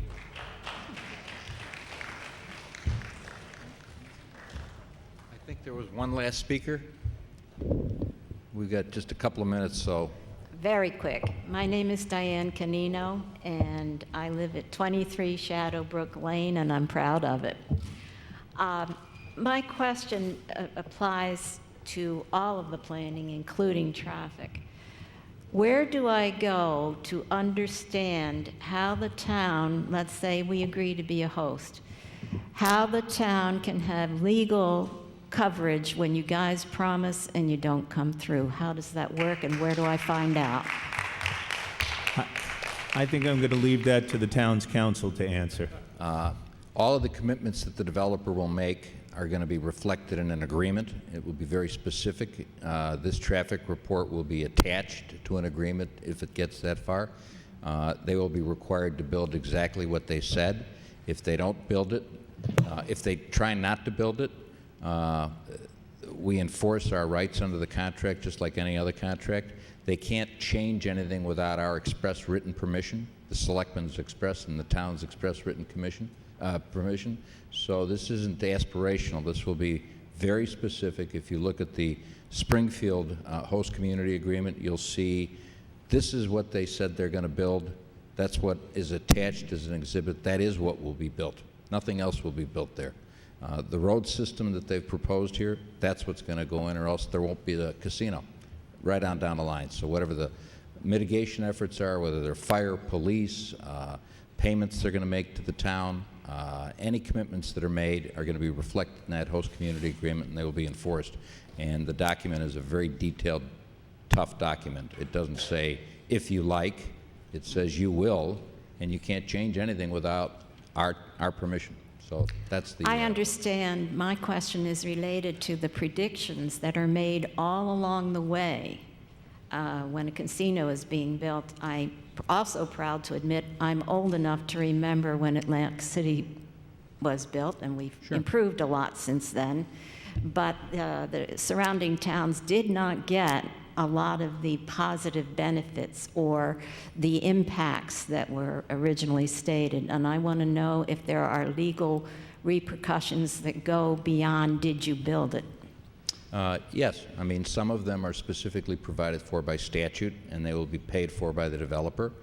Some of them are the hopes of the Commonwealth when they pass the legislation, that it will have some general improvements over and above dollars, over and above contributions made, over and above increasing unemployment and the like. Those are aspirational. Those are the Commonwealth's hopes that, you know, our predictions, nobody knows whether they'll be proven. Every development you do is supposed to have certain benefits. These guys are going to pay for the detriments, all the negative impacts. We're supposedly going to, we're going to try to reap as many of the benefits as we can by reaching as deeply into their pocket as we can and forcing them to do all the things they said. Whether it'll prove to be as beneficial to the entire Commonwealth as the state hoped when it passed the legislation, only time will tell. Some jurisdictions, most of the jurisdictions in Illinois, it's turned out to be wildly successful, very beneficial to not only the towns, but the surrounding communities. Conversely, Atlantic City is an example of they got it wrong. It didn't have the benefits it was supposed to. Produces a lot of money for the state, but it didn't have all the other ancillary benefits. I think everybody's learned from that, but it'll have to be seen. That's not a guarantee. I understand. I understand, too, that this is fundamentally a business prospect. Sure. Money talks, and it's the only thing that talks. Thank you all for attending. It's a little after 10. The police have been kind of staring at me to close this down. There will be another meeting on Wednesday for water and sewer. You're all invited to attend, and thank you again.